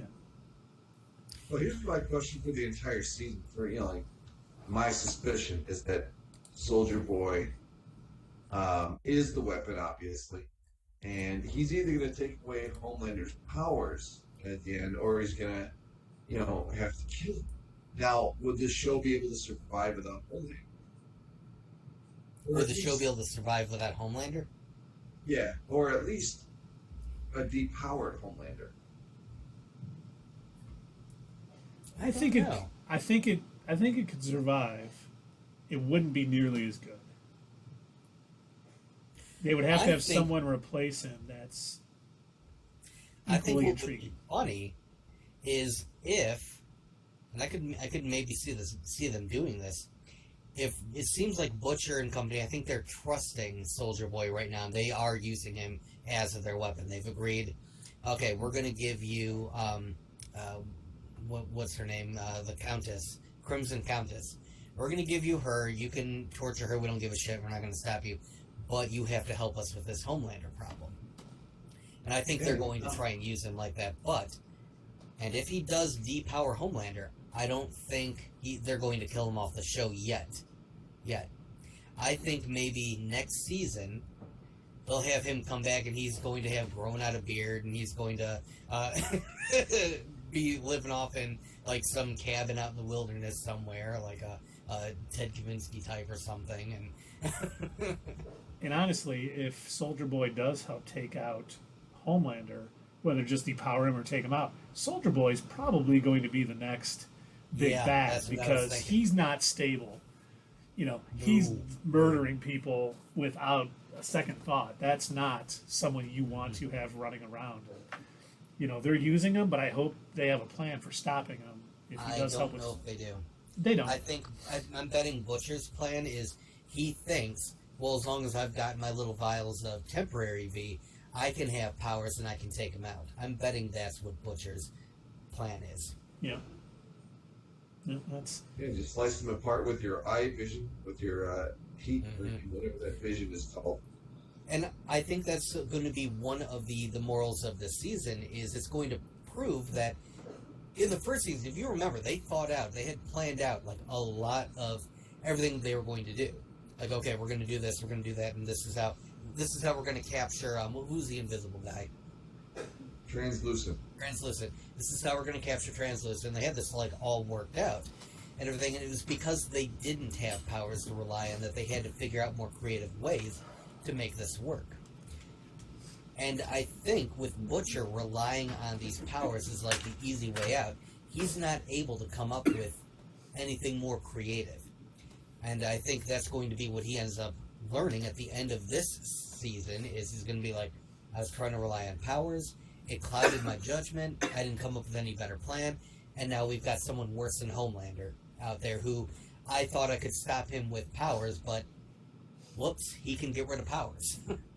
Yeah, as bad as Homelander is, he at least doesn't go straight up murdering people everywhere, where Soldier Boy may not care about public image. He does, but he's reined in a little bit.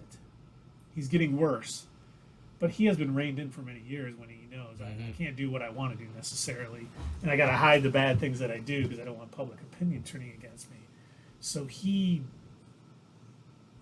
isn't what Soldier Boy could be, who was tortured by the Russians for all those years and probably wasn't too stable prior to that. He may come out and just be just an absolute super terrorist or whatever they were calling him in season 2. And I love how they really referenced that again, the whole terrorism thing, the super terrorist thing, and Homelander was almost like brushing off, like, no, we don't use that word anymore. That's old. We don't even. It's not even in our vocabulary anymore. And then I think one of my other favorite scenes is the Deep's side. The Deep's story throughout this season so far has been great because his wife is just manipulating him so much. Yeah. And and we brought cupcakes for everybody. And the Deep story in the second season was my favorite too. It's such a dummy that it's like hilarious to not like enjoy him fumbling through all of this. Yeah, it's great to see. Yeah, he's definitely the comic relief. Yeah. Well, just like Aquaman. Him and Seth Rogen, right, guys? Seth Rogen? No, absolutely not. I don't think so. Oh, and Tundra Walker says, as I said earlier, we're going to get off the Seth Rogen thing. They are doing okay, but they aren't popping the surprises with the timing that Enos had. That's probably true. That comic book would throw stuff at you. It was a lot like the last 5 minutes of the first episode of Invincible, where if you didn't read the comic like I did, I think anyone who watched that show was like, oh, what? How did that just happen? What? Invincible. Oh, you read Invincible? What? You read Invincible before watching the show? No, I didn't. I said anyone like me who hadn't read it prior to seeing that first episode probably was like, what? Yeah. Yeah, that last 5 minutes of that show was intense. Yeah. Even for animation. It threw me off. I didn't know that. Because, I had not read the comic either until after I saw that. Because when I went in watching Invincible, I thought, okay, it's Amazon's take on, they're trying to, put their foot down and do some superhero animation. Whatever, we'll see if it's any good. And, okay, it kind of looks like anything DC Animations would have produced. And it's alright. And then, oh my god, what the hell happened? At the very end. And I did want to read the comic after that. In terms of, differences between the comic and then what ended up coming out on TV, it's kind of the same idea of, what you're saying with The Boys. They've sort of separated what they did in the comics versus what they're doing on TV, and they have done that with Invincible as well. There has been quite a bit of separation between the direction that they went in the comics and the direction that they're going with in the show. Believe it or not, in the comics, Omni-Man was actually even worse in the comics than he is in the show. And he's pretty bad in the show. I mean, the whole calling his, the mom his pet and all that other stuff. It was absolutely insane. But it's funny because we were kind of talking about how this episode was going to be the musical episode, and it was only one little scene, and I thought so well done. I loved seeing Kimiko getting her voice back. Once again, it's setting her up. I think this loss of power is only temporary, and she is happy as she is getting that voice back. I think she's going to lose it again and get her strength back and her healing and everything else. And she is, it's going to be the worst thing for her. She doesn't want her powers. That was probably the best thing that's happened to her in her eyes on the show is losing those powers, and they're going to come back, and it's going to be just gut wrenching to see her go through that. It'd be wild. I mean, if that takes your powers away temporarily, but you come back stronger. Mm-hmm. You know, that's something that they hadn't figured out while he was in that Russian lab. Maybe he was incubating for a certain amount of time that he would have the ability to kill like a Homelander type. But he wasn't done because they broke him out, so he can only go so far with it. Mm-hmm. Yeah, that was like the Russian secret weapon against Vought and the Americans that they ever came over there. It has me wondering, is that actually the case? Is it the Russians? And I discussed this with YouTube, but I'll go ahead and bring it up in our live stream as well, because I'm not sure that this is just a Russian plan. I wouldn't be surprised if while they were, coming up with the idea of,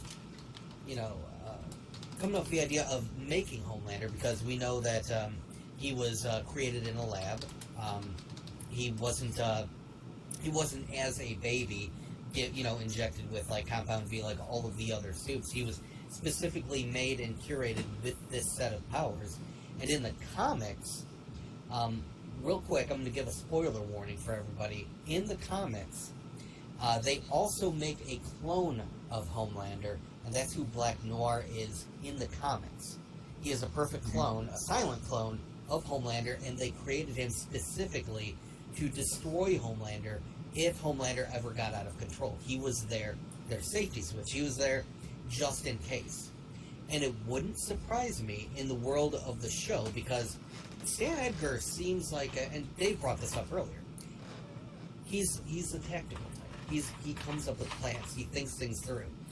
It wouldn't surprise me if him or others at Vought, when they said, okay, we're going to literally create a superhero out of a petri dish in a lab, if they wouldn't also think, oh, but by the way, just in case he becomes a psychopath, we need to have a backup plan. We need to have a shut-off switch, just in case.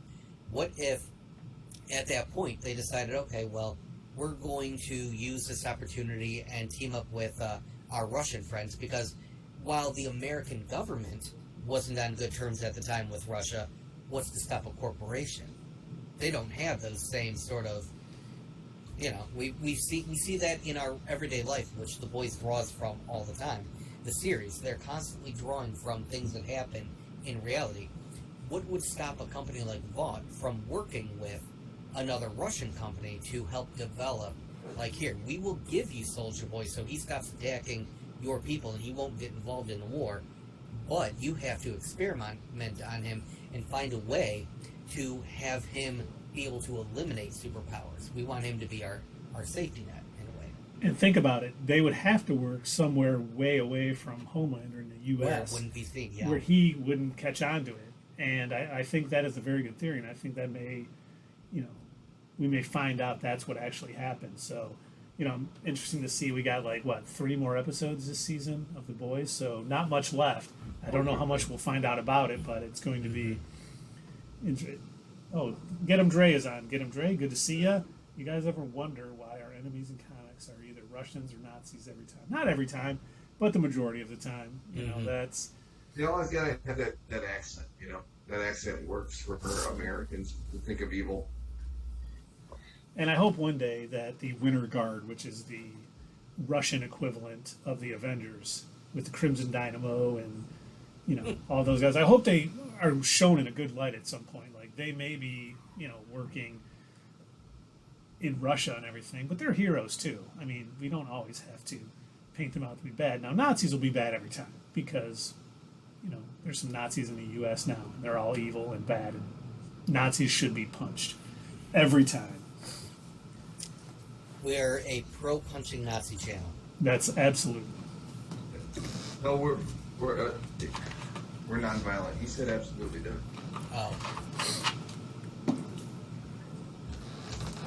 I'm sure there could be some Australian bad guys out there. And Thunder Walker makes a good point. The Mandarin, Yellow Claw, they come from other countries too. You don't even need people from Australia to be the bad guys. Here's an idea. Kangaroo? Yes. Here's what you do. You send, what's his name? The guy who makes the Beast Knights or whatever.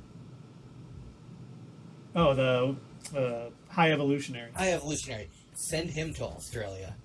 Oh, imagine what he could do with those psychopathic creatures. Have him create a walking, talking platypus. I would be okay Is with there that. like a Nickelodeon show about that? No, it's Disney. Are you talking about Phineas and Ferb with Agent P? Oh, Yeah. oh, Lord. No. I'm thinking more like an actual, like, he's human-sized, and he's got poison talons like an actual platypus. If you ever look them up, research the creatures, the animals in Australia are insane. They will bite you, poison you, inject you with venom, and then lay an egg in your body or something. They're nuts. They're all crazy, evil creatures, and they all exist in Australia. And Tundra Walker makes a good point. Captain Boomerang is Australian.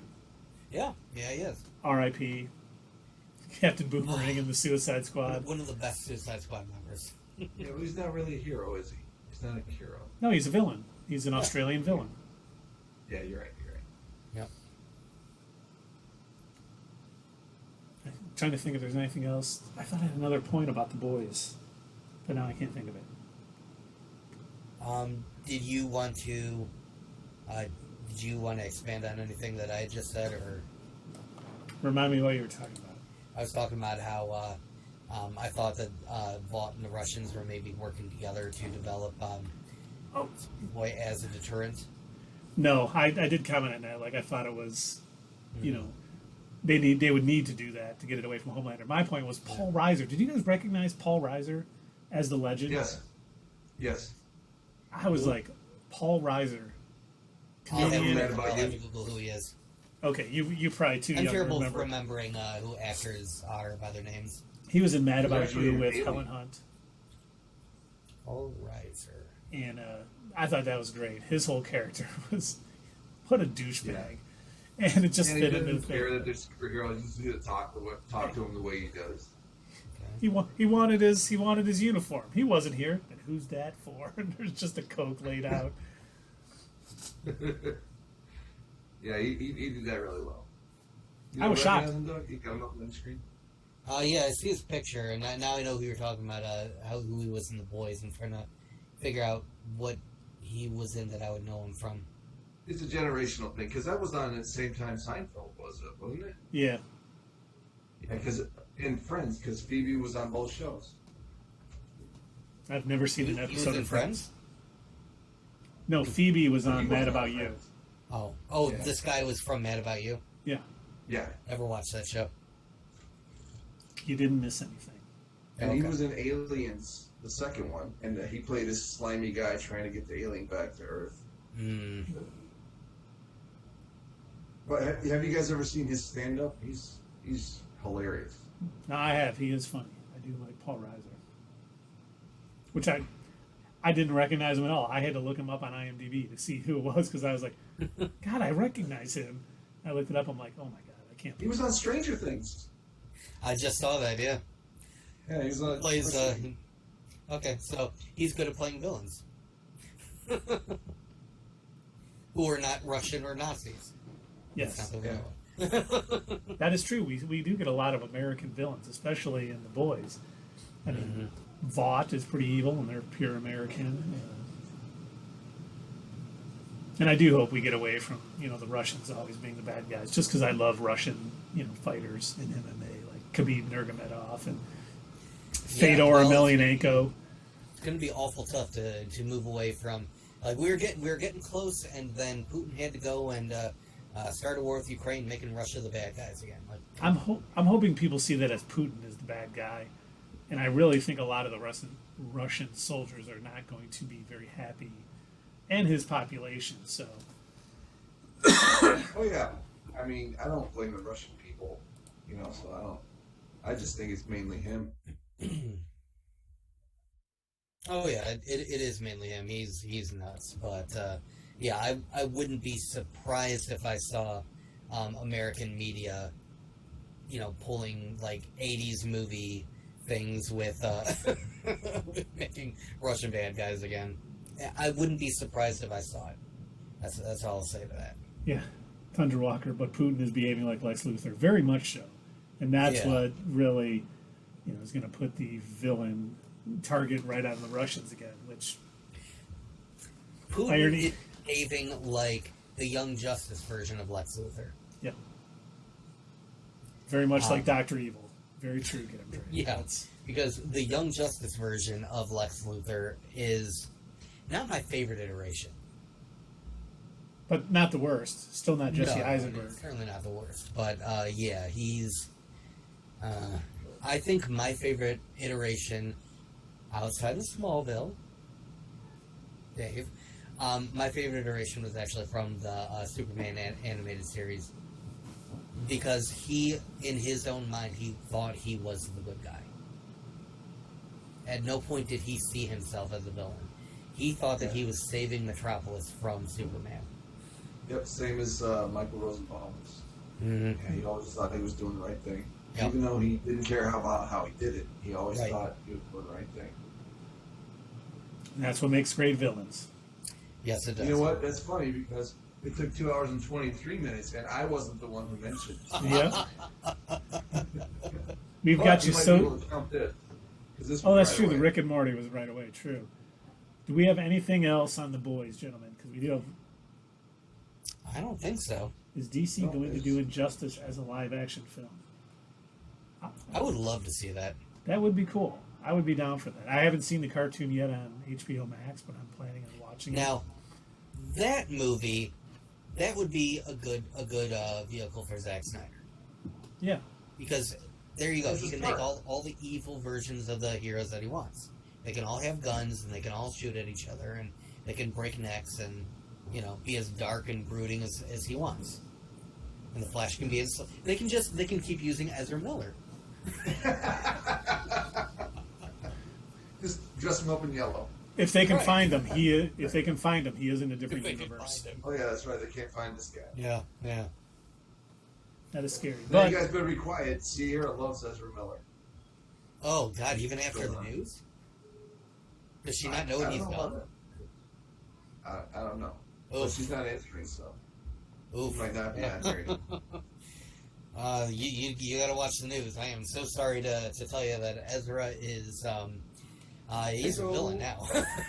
Flashback. He can play Mephisto. Mephisto. that'd be funny. But on a sad note, this week Tim Sale, renowned Okay. DC Comics artist, passed away, and I think most of us that have read The Long Halloween, it is one of the best Batman stories. He did a lot of other things too, but it really is sad. He was young. He was only like 65. So, the comics world lost an excellent artist this week, and I'm just sad to hear it because he was damn good. Him and Jeff Loeb did a lot together. They collaborated and awesome. Yep, Spider-Man Michael Blue. Walker points out that Spider-Man, and like Daredevil Yellow, Hulk Gray, all those, a bunch of Batman. Mm-hmm. Sierra, we were talking. What were we talking about? Oh, We're talking that- about Ezra Miller. Yeah, that How you're he's really going to going. be disappointed with Ezra Miller, your boy there. And, just to say, I think everyone should go out and buy a Tim Sale drawn graphic novel or comic, read up, because his art style was really unique and really Yep. well done. Captain America White is also one of them. He did just along with the colors on all those different characters. So, yeah, excellent work. He will definitely be missed. Mm-hmm. Yep, he broke your heart. It's all over. Okay, so she is aware. Yeah. Yep. I think she just became aware. I am so sorry. How could he kidnap the girl who did that? Yeah. Did he kidnap a girl? He did, yeah. He was grooming. Well, Is that that what was that is? part of it, yeah. Yeah, he's insane. That's too bad. Mm-hmm. I don't know what to say about that. Yeah, he went from someone I thought needed help to someone who needs to be incarcerated for a very long time. Yeah. Unfortunately. At some point, I hope makes amends, but man, he's lost it. But I think that's all we got for tonight, folks. I think so too. Make sure that you all are watching Obi-Wan, The Boys, and Miss Marvel, so that way you can interact with us the next time we do these live streams. Let us know, if you haven't watched any of these series yet, check them out. Let us know the next time what your thoughts are. Tell us what you think. If you think The Boys is going to get another season. Any theories that you have about Miss Marvel. Just to interrupt, The Boys is getting a season 4. It's already been renewed. So they are definitely... Okay, they're going to get a season 5 there. I hope so, yes. Is Obi-Wan getting a season 2? That's good. Yeah, I was just about to get to that. Are we going to get any more series that are sitting in between Revenge of the Sith and A New Hope? Or are they finally going to end it with... It's funny because Obi-Wan was the most watched show on Disney+. Really? And right now, Miss Marvel is the least watched MCU show on Disney+. No kidding. Which I think a lot of people may, like Dave, before he's like, I don't know if that's going to be for me. It seems like, a kid's show, things like that. And maybe a lot of people have tuned out, but I'm hoping good word of mouth spreads and people will watch it because they are doing a good job with that show. So, but that's all we got. Thanks, everybody. We need a Chewbacca Thanksgiving. Yeah. We do need it. Yeah, that'd be great. And Brian, it's Life Day. Come on. You guys see the Star Wars holidays? In our Chewbacca Thanksgiving, nobody speaks English.